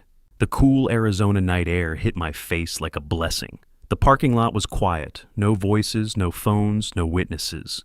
Just the distant sound of traffic and the rustle of wind through the palm trees. Kathy leaned against me heavily, and I held her up. We stood there for a moment, breathing, letting the silence wash over us. "It's over," she whispered. I kissed the top of her head. "It's over," and for the first time in 3 years, I believed it might actually be true. We'd barely made it to the car when I heard footsteps running behind us. "And that, please," Jason's voice desperate and broken. I kept walking, my arm steady around Kathy's waist, supporting her weight as she limped toward the Honda. The parking lot was dim, just a few streetlights casting long shadows across the pavement. The air was cool now, almost cold after the warmth of the restaurant. "Hey, Dad, please just let me explain." I turned around. Jason stood 10 feet away, breathing hard. His expensive suit wrinkled his face, streaked with tears that hadn't stopped. Behind him, Amber appeared, moving slower, her arms wrapped around herself. She'd taken off the fake belly. Without it, her dress hung loose and shapeless. She looked smaller somehow, diminished. "There's nothing to explain," I said quietly. "You made yourself very clear in there." "I didn't mean," Jason's voice cracked. "I wasn't thinking. I didn't understand how bad things were." "You didn't ask," I said. The same words from inside. They were still true. "You had 16 years to ask. 16 years to wonder what happened to $2 million. 16 years to check on your mother." Jason flinched like I'd struck him. Amber stepped forward. "This is just a misunderstanding," she said, but her voice lacked conviction now. The confidence from dinner was gone. "We can work this out. We can—" "No," I said. "We can't and we won't." I turned back to the car, fishing my keys from my pocket. Opened Kathy's door first, helped her into the passenger seat. Her hands were still shaking. The stain on her stocking had spread wider. "Fine." Amber's voice rose sharp and angry. "You want the truth? Yes, I'm in debt. $230,000 in credit cards and personal loans. I needed that inheritance money. I needed—" Jason spun around to face her. "What? $230,000? Amber repeated, her voice shrill now. "The business is failing. Derek's been stealing from you for years, and I've been trying to keep us afloat while you... You never told me, Jason said, his voice hollow. You said we were fine. You said... Your parents were going to leave it to you anyway, Amber shouted. The insurance money, the house, everything. Why should they keep it when we need it now? The way she said it, like Kathy and I were just obstacles, just things standing between them, and money they had already decided was theirs. Jason stared at her for a long moment. Then he said very quietly, Get away from me. It's Jason, we're done, he said. Whatever we were, whatever I thought we had, it's done. Get away from me. Amber's face contorted anger and desperation, and something that might have been fear. She looked at him, then at me, then at Kathy sitting in the car, and then she lunged for Kathy's door handle. You did this, she screamed. You ruined everything. I stepped between her and the car, my hand on the lock button. The door clicked shut just as her fingers reached the handle. Don't, I said. My voice was low, calm, the same voice I'd used 30 years ago, talking people down from ledges. Don't touch her. Amber backed away, her face-red tears streaming down her cheeks now. Not the dignified tears Kathy had cried. These were ugly tears, tears of rage and humiliation and defeat. I got into the driver's seat, started the Honda. That grinding noise again, the transmission that needed fixing, but tonight it sounded like freedom. Jason stood in the parking lot watching us. He raised one hand halfway between a wave and a plea, but I didn't acknowledge it. Just shifted into reverse and backed out of the space. As we drove away, I saw him in the rearview mirror, still standing there, still alone. Kathy reached over and took my hand. We drove home in silence, her fingers wrapped tight around mine, and neither of us said a word. What I didn't know, what I wouldn't learn until days later, was what happened after we left. The woman from table 12, Rachel, the one who'd been recording everything on her phone. At 10:17 that night, she uploaded the video, not to her personal page, to the main feed of one of those viral video platforms, the kind where stories explode overnight, where ordinary moments become national news. She titled it, Son Refuses to Pay for Dying Mother on Mother's Day, Watch What Happens. Added hashtags, hashtag Mother's Day Shame, hashtag Fake Pregnancy, hashtag Inheritance Lie. She'd edited it down from the full 18 minutes to just 4.5. The key moments. Amber's line about not paying for her, the prepayment reveal, the medical bills, the cancer diagnosis, the fake belly slipping, the standing ovation, everything. By 11 that night, the video had 1 million views. By 2 in the morning, on May 13th, it had 10 million. By 8 o'clock, less than 12 hours after it was posted, it had 40 million views and was trending #1 nationwide. The algorithm had picked it up. The story was too perfect. Too outrageous. Mother's Day, a dying woman, a fake pregnancy, a $2 million inheritance, public humiliation at an upscale restaurant. It had everything.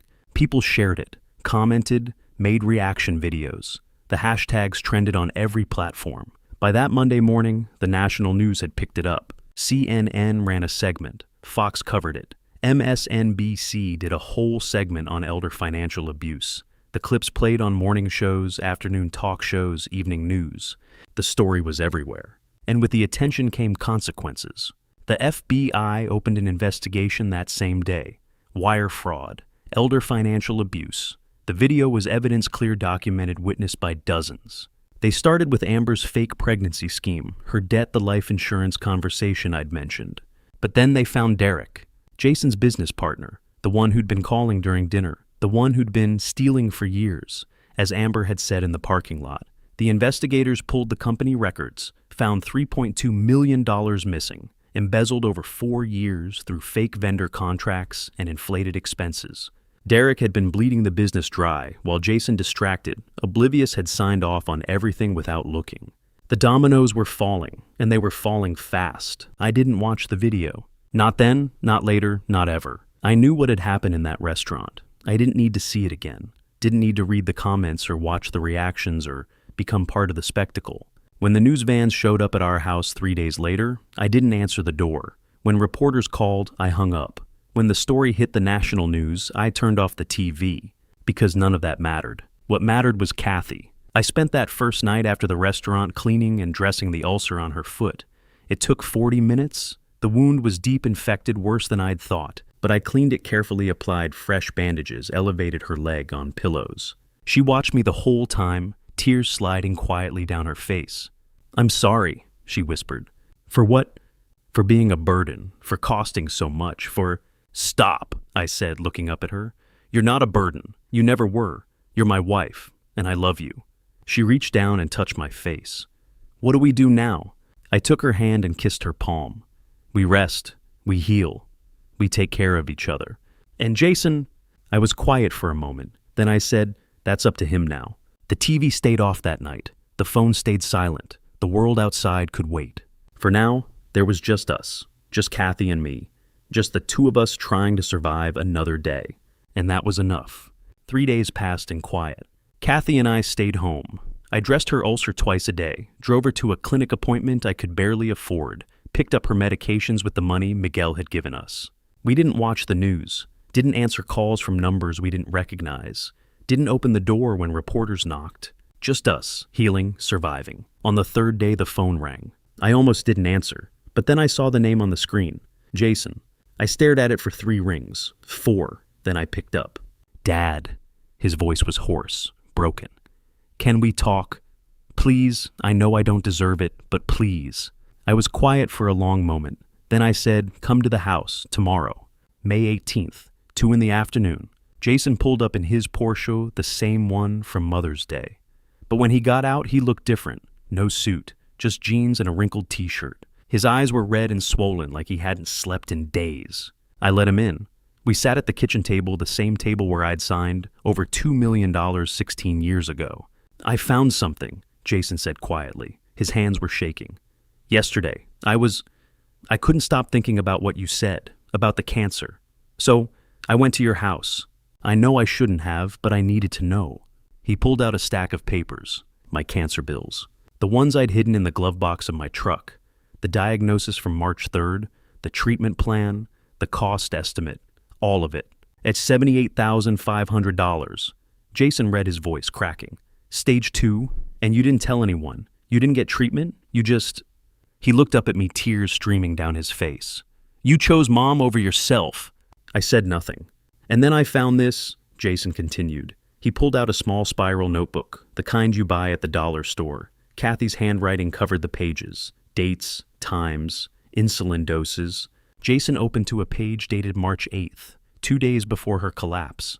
"Half dose again." He read aloud, his voice barely a whisper. "God forgive me for what I'm doing, but we can't afford the full amount. Maybe tomorrow, maybe next week." He turned the page. March 9th. "Half dose. Hank doesn't know I'm cutting back this much. I can't tell him. He'd give me his last dollar and we need it for rent." Jason's hands were shaking so badly he could barely hold the notebook. "She wrote this every day," he said. "For months, cutting her doses, apologizing to God, trying to survive."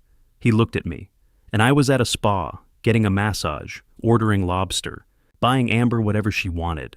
He set the notebook down and put his head in his hands. "What have I done?" he whispered.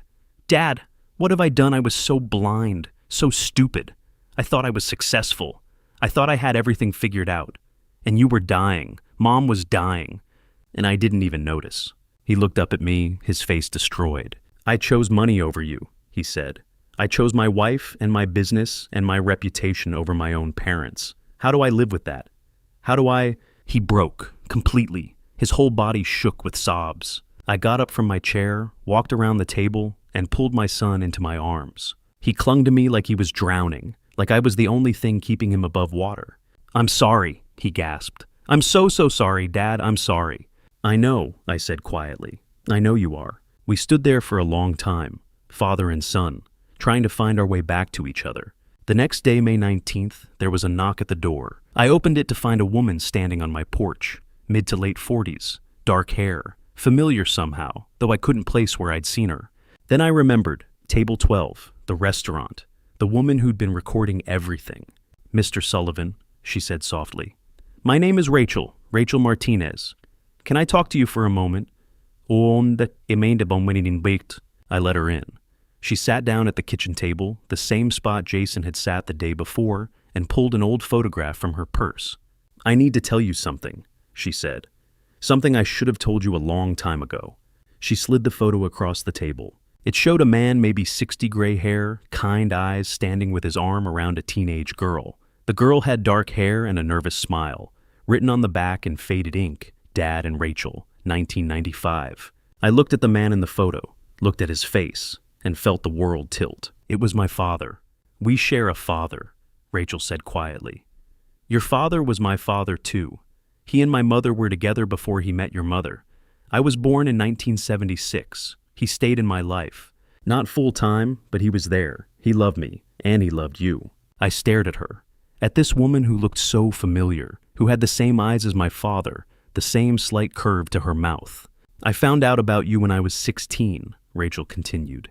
He told me, said I had a half-brother, a firefighter, a good man, but he also said your mother didn't know about me, that it would hurt her to find out. So I stayed away. Why now? I managed. Because I saw the video, Rachel said simply. I was at that restaurant because it was my father's favorite place. Miguel, his son, your father saved his father. He told me about a man who was coming in, a firefighter named Sullivan, and I thought, maybe it was you. She reached across the table and took my hand. I recorded everything because I knew something important was happening, she said. And when I saw what your son did to you, what his wife did, I couldn't just sit there. I had to do something.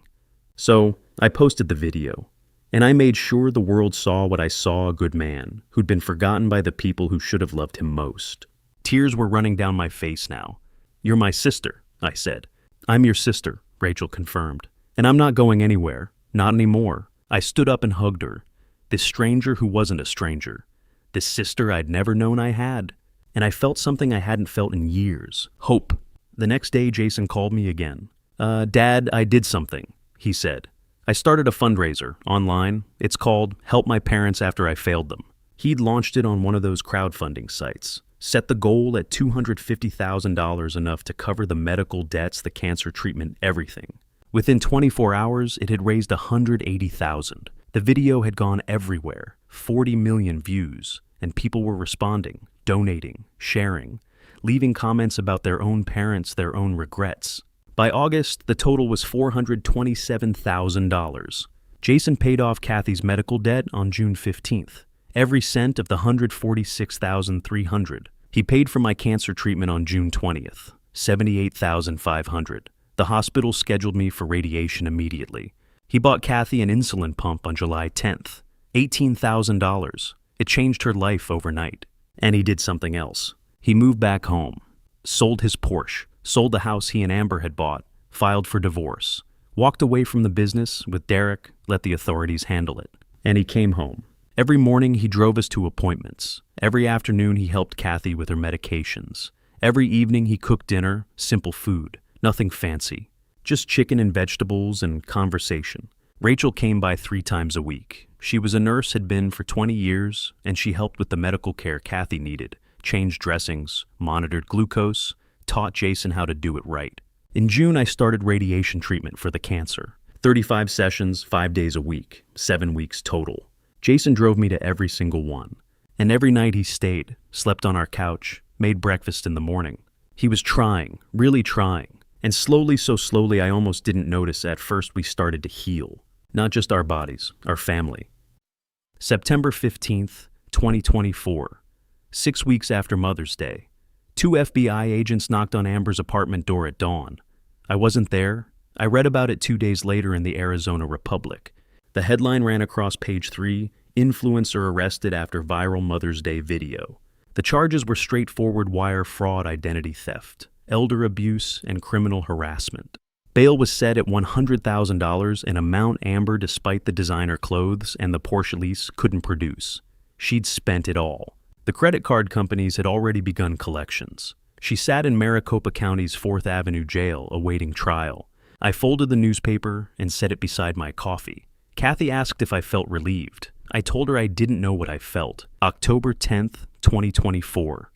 A month later, the Maricopa County grand jury returned a superseding indictment, 12 counts in total. The video had been analyzed frame by frame, the fake pregnancy belly, the blank card 2 weeks prior, the refusal to pay the insurance conversation Jason had overheard in March.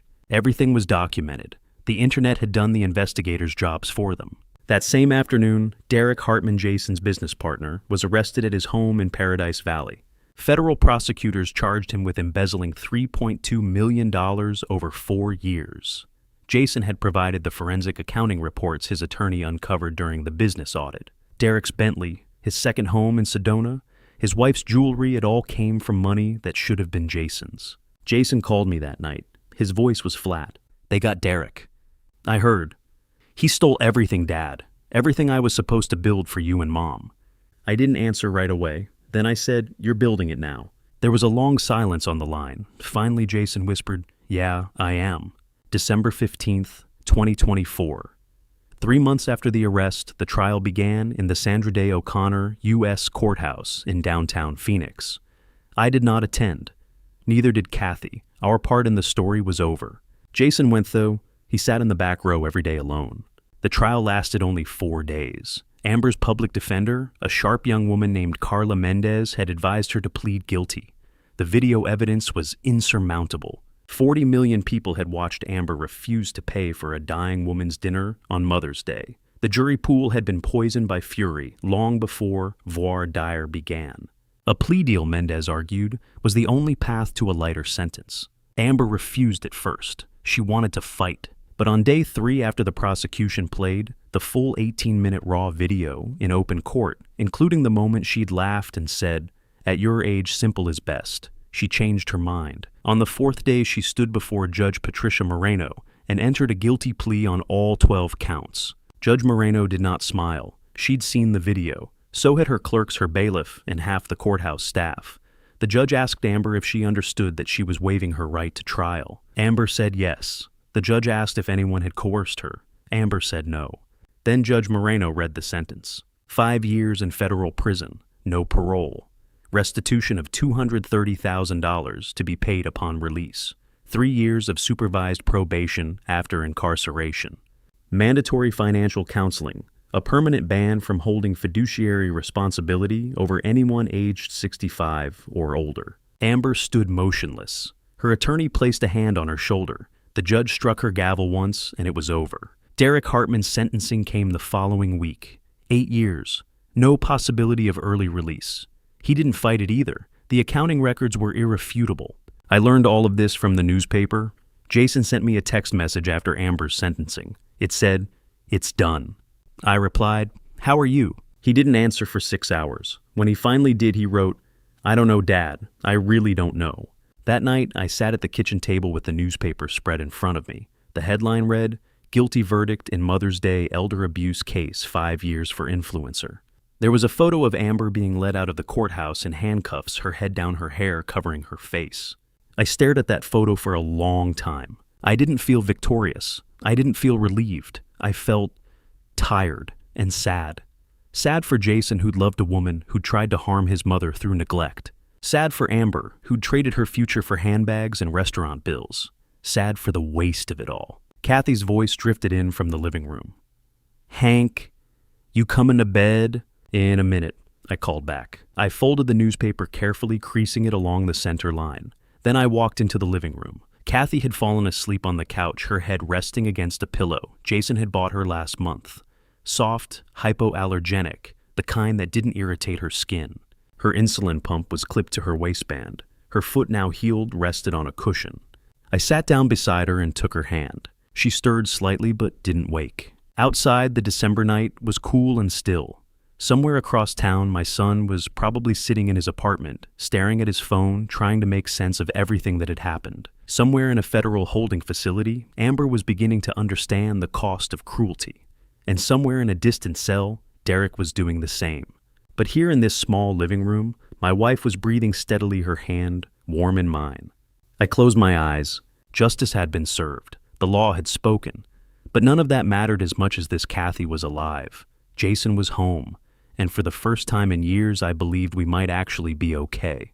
I squeezed her hand gently, and I let myself rest. June 2025, 13 months after that Mother's Day dinner. 6 months after Amber's sentencing, I sat in Dr. Sarah Morrison's exam room with Kathy beside me. The waiting room had been full of families, children playing with toys, a young mother cradling a newborn. The world kept turning. Life kept happening. And somehow, against all odds, we were still here. Dr. Morrison walked in with 2 thick folders under her arm. She smiled the kind of smile doctors give when the news is better than expected. "Hank," she said, setting the folders on the counter, "your PSA is .8. I blinked. .8, down from 47 in March of last year. 35 radiation treatments completed in September. No detectable masses on your latest scan. I'm calling it complete remission." Kathy squeezed my hand so hard, I felt her wedding ring press into my skin. I didn't say anything. I couldn't. I'd spent a year preparing myself for the opposite news, for the conversation about palliative care, about months instead of years. I'd made peace with it. But here I was, still breathing, still fighting. "Well, thank you," I finally managed. Dr. Morrison turned to Kathy. "And you, Mrs. Sullivan, your A1C is 7.2%. Kathy's eyes widened. 7, down from 10.2 last March. Your glucose levels have been stable for 3 months straight. The insulin pump is working beautifully, and the continuous monitor Jason set up," she gestured to the small device clipped to Kathy's arm, "has been logging every reading. You're doing everything right." Kathy looked down at her hands. "Jason did that," she said quietly. "He checks it every morning, every night. He sets alarms on his phone so he doesn't forget." Dr. Morrison nodded. "I know. He calls me twice a week with questions." Then she knelt beside Kathy's chair and gently lifted her right foot, the one that had bled through her stocking on Mother's Day. She peeled back the bandage. Underneath the skin was smooth, pink, new. "This," Dr. Morrison said softly, "is what I call a miracle." Kathy stared at her foot as if seeing it for the first time. The ulcer, the one that had wept for months, the one that had turned black at the edges, the one I'd been so sure would take her leg, was gone, completely healed. "Your son cleaned this wound every single day," Dr. Morrison continued. "He followed the protocol exactly. He changed dressings. He monitored for infection.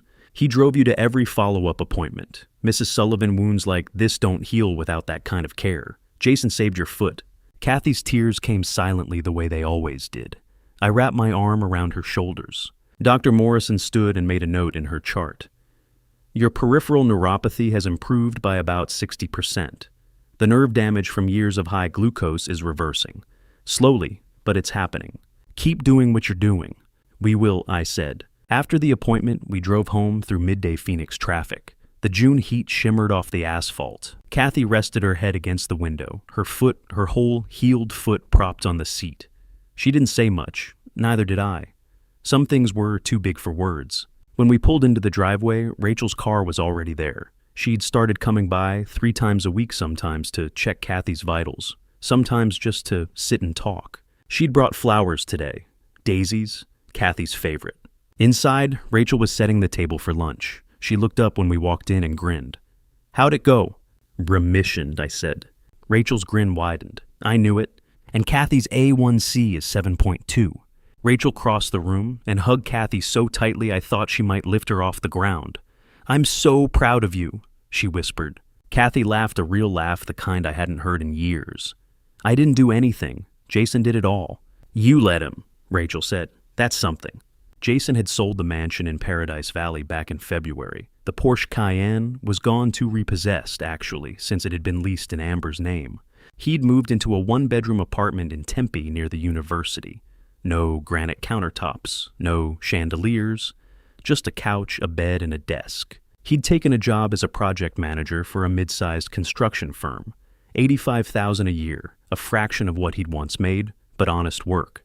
He showed up at our house every morning before work to check Kathy's glucose and make sure she'd eaten breakfast. Every evening he came back to cook dinner. On weekends he cleaned the house, fixed anything that was broken, and drove us to appointments. He never asked for forgiveness. He just worked. And slowly, so slowly I almost didn't notice it happening, I started to trust him again. That evening my phone rang. Jason's name lit up the screen. "Hey, Dad." "Jason." He paused. I could hear him breathing on the other end. "I wanted to ask you something." "Go ahead." "Mother's Day is next Sunday. I know last year was..." He trailed off. I waited. "I want to cook dinner for you and Mom," he said finally. "At my place. Nothing fancy, just the 3 of us. And Rachel if she wants to come. His voice cracked. "I want to do it right this time.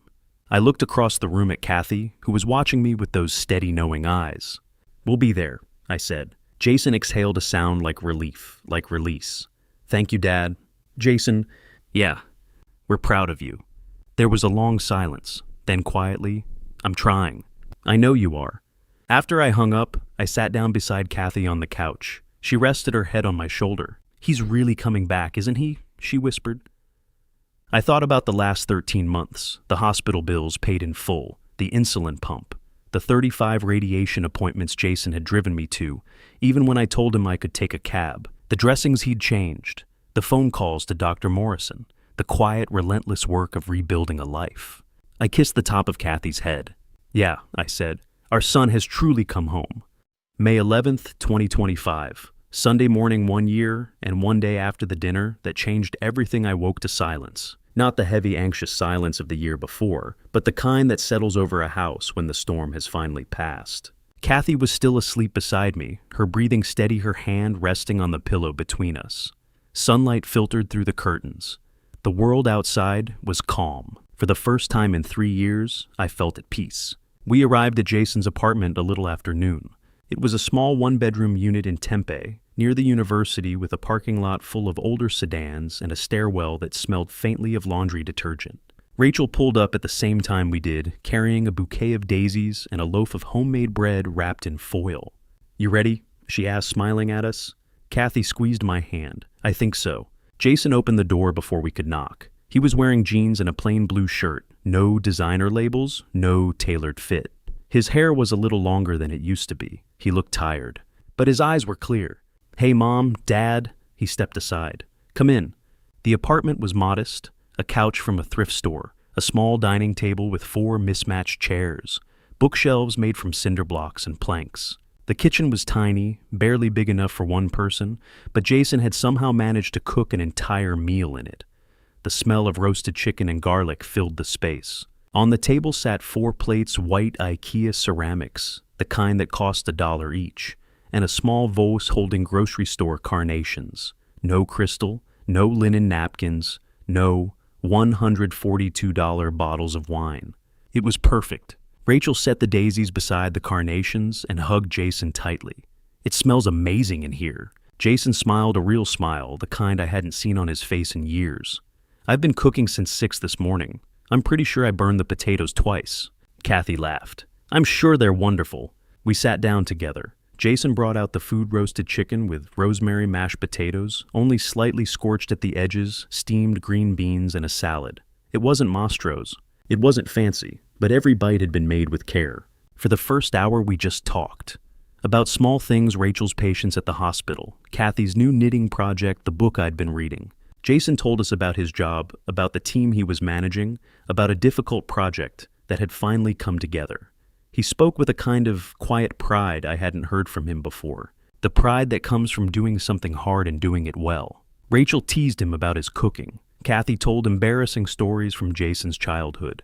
And I just listened. I listened to my family whole again, sitting around a cheap table in a small apartment. And I realized this was what I'd been fighting for all along. At 2 o'clock, after we'd finished eating and cleared the plates, Jason stood and walked to the kitchen counter. He picked up a thick manila envelope and brought it back to the table. His hands were shaking slightly as he set it down in front of me. "Dad," he said quietly, "I need you to open this." I looked at Kathy. She nodded. I picked up the envelope and pulled out the contents. Inside were receipts, dozens of them, each one stamped "paid in full." Phoenix Multi-Specialty Hospital, $12,847. Paid. Valley Cancer Center, $78,500. Paid. Diabetes. Supply Company, $18,000. Paid. Southwest Cardiology, $7,200. Paid. Community Health Pharmacy, $27,000. Paid. I kept flipping through them, page after page, bill after bill, every single one marked the same way. At the bottom of the stack was a handwritten summary in Jason's blocky script. Total debts paid $253,800. GoFundMe total raised $427,000. Remaining funds $173,200 invested for Mom and Dad's future care. I stared at the numbers until they blurred. Kathy leaned over my shoulder reading with me. Her hand came up to cover her mouth. "Jason," she whispered. "It's done, Mom." Jason's voice cracked. "All of it. Everything. You don't owe anyone anything anymore." I set the papers down carefully as if they might disintegrate if I moved too fast. Then I reached into the envelope one more time and pulled out the last item, a folded letter written on lined notebook paper. "Dear Mom and Dad," it began. I read it silently at first. Then, because Kathy was crying too hard to focus, I read it aloud. "Dear Mom and Dad, I don't know if I'll ever be able to say the right words. I've tried writing this letter 100 times, and every version feels like it's not enough. But I'm going to try anyway. A year ago, I was the worst version of myself. I was selfish. I was blind. I was cruel. I stood in a restaurant and let my wife humiliate you, and I did nothing. I watched you suffer, and I turned away. I took the money you gave me, money that came from Grandma and Grandpa, money that was supposed to build a future, and I let it slip through my fingers. I let someone steal it. I let someone spend it, and I never once asked you if you were okay.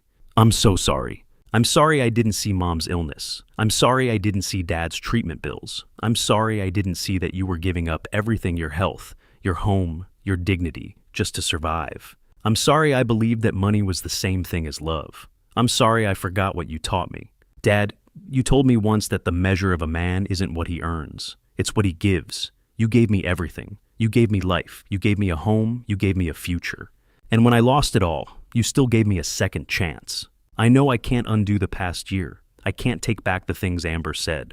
I can't erase the hurt. But I can promise you this, I will spend the rest of my life trying to be the man you raised me to be. I will take care of you the way you took care of me. I will show up. I will ask questions. I will listen, and I will never ever forget what you sacrificed for me. I love you both, more than I know how to say. Jason.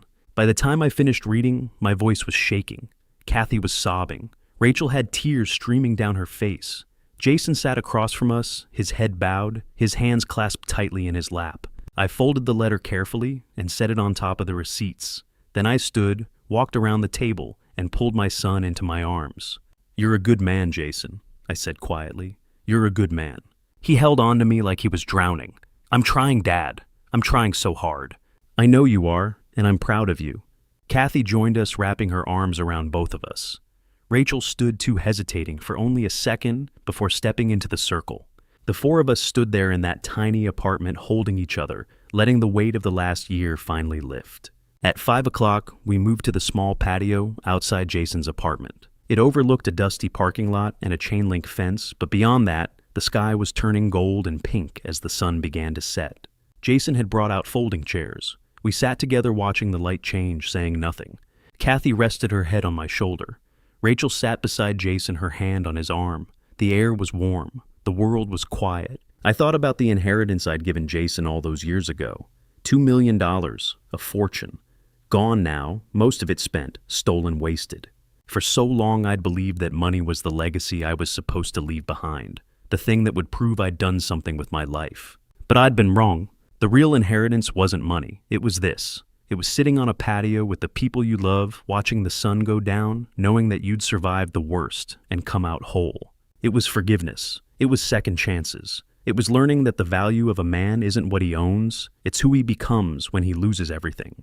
Jason had lost everything, and he'd become the man I always hoped he would be. Kathy stirred beside me. "What are you thinking about?" she asked softly. I looked at her, at the woman who'd stood beside me for 48 years, through pneumonia and warehouse fires and hospital bills and betrayal.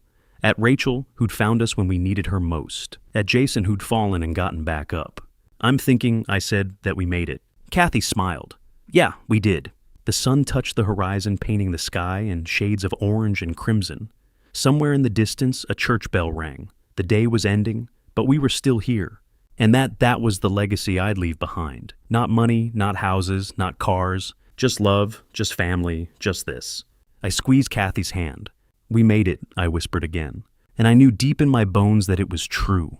Looking back now, sitting in the quiet of my living room, with Kathy asleep beside me, I realized that this family story wasn't just about money or illness or even betrayal. It was about what happens when we forget to ask the people we love. A simple question. Are you okay? I don't tell you this story to make you pity me or to paint myself as a hero. I tell it because I've learned something in my 71 years on this earth, and I hope, God willing, that it might spare someone else the pain we went through. Don't be like me. Don't wait until you're sitting in a restaurant on Mother's Day, watching your son nod along as his wife humiliates your dying spouse to realize you've lost him. Don't assume that silence means everything is fine. Don't convince yourself that your children will remember your sacrifices without being reminded what those sacrifices cost. Family betrayal is a quiet killer. It doesn't announce itself with grand gestures. It starts small: a missed phone call, an unanswered text, a dinner invitation declined one too many times. It grows in the space between "I'm fine" and the truth. And before you know it, the people you raised, the ones you gave everything for, have become strangers who see you as an obligation rather than a gift. But here's the lesson I want you to take from this family story. Betrayal is not the end. Redemption is possible. Forgiveness is possible. But only if both sides are willing to do the hardest work of all, showing up every single day and choosing love over pride. Jason could have walked away after that night at Mastro's. He could have blamed me for embarrassing him, for ruining his marriage, for exposing his failures in front of 40 million strangers. But he didn't. He chose to come back. He chose to sit in the wreckage of his own mistakes and rebuild brick by brick the relationship he had destroyed. And I, stubborn old man that I am, chose to let him. That's my advice to you. If someone you love has committed family betrayal against you, give them a chance to make it right. Not because they deserve it, not because it's easy, but because love, real love, is not about keeping score. It's about deciding that the person in front of you is worth more than the hurt they caused. Now I'm a man of simple faith. I'm not a preacher, and I don't claim to know all the answers. But I do know this: God didn't put us on this earth to hoard our blessings, or to measure our worth by the size of our bank accounts. He put us here to love each other imperfectly, messily, desperately, and to forgive when that love is tested. So, if you're watching this and you're estranged from your parents, your children, your siblings, pick up the phone, send the text, knock on the door. Life is too short, and family betrayal cuts too deep to let pride be the thing that keeps you apart. As for me, I'm just grateful. Grateful for Kathy, who never gave up. Grateful for Jason, who found his way home. Grateful for Rachel, who reminded me that family isn't just blood. It's the people who show up when it matters. This is our family story. I pray yours ends with hope too. Thank you for walking with me through this journey to the very end. I'd love to hear from you in the comments. What would you do if you found yourself in a situation like ours, caught between love and betrayal, between holding on and letting go? Your perspective means the world to me. If this story resonated with you or stirred something in your heart, please consider subscribing so you won't miss the stories still to come. A gentle reminder: while this narrative draws inspiration from real-life themes of family sacrifice and reconciliation, certain elements have been dramatized for storytelling purposes. If this particular style doesn't align with your preferences, feel free to explore other content that speaks to you.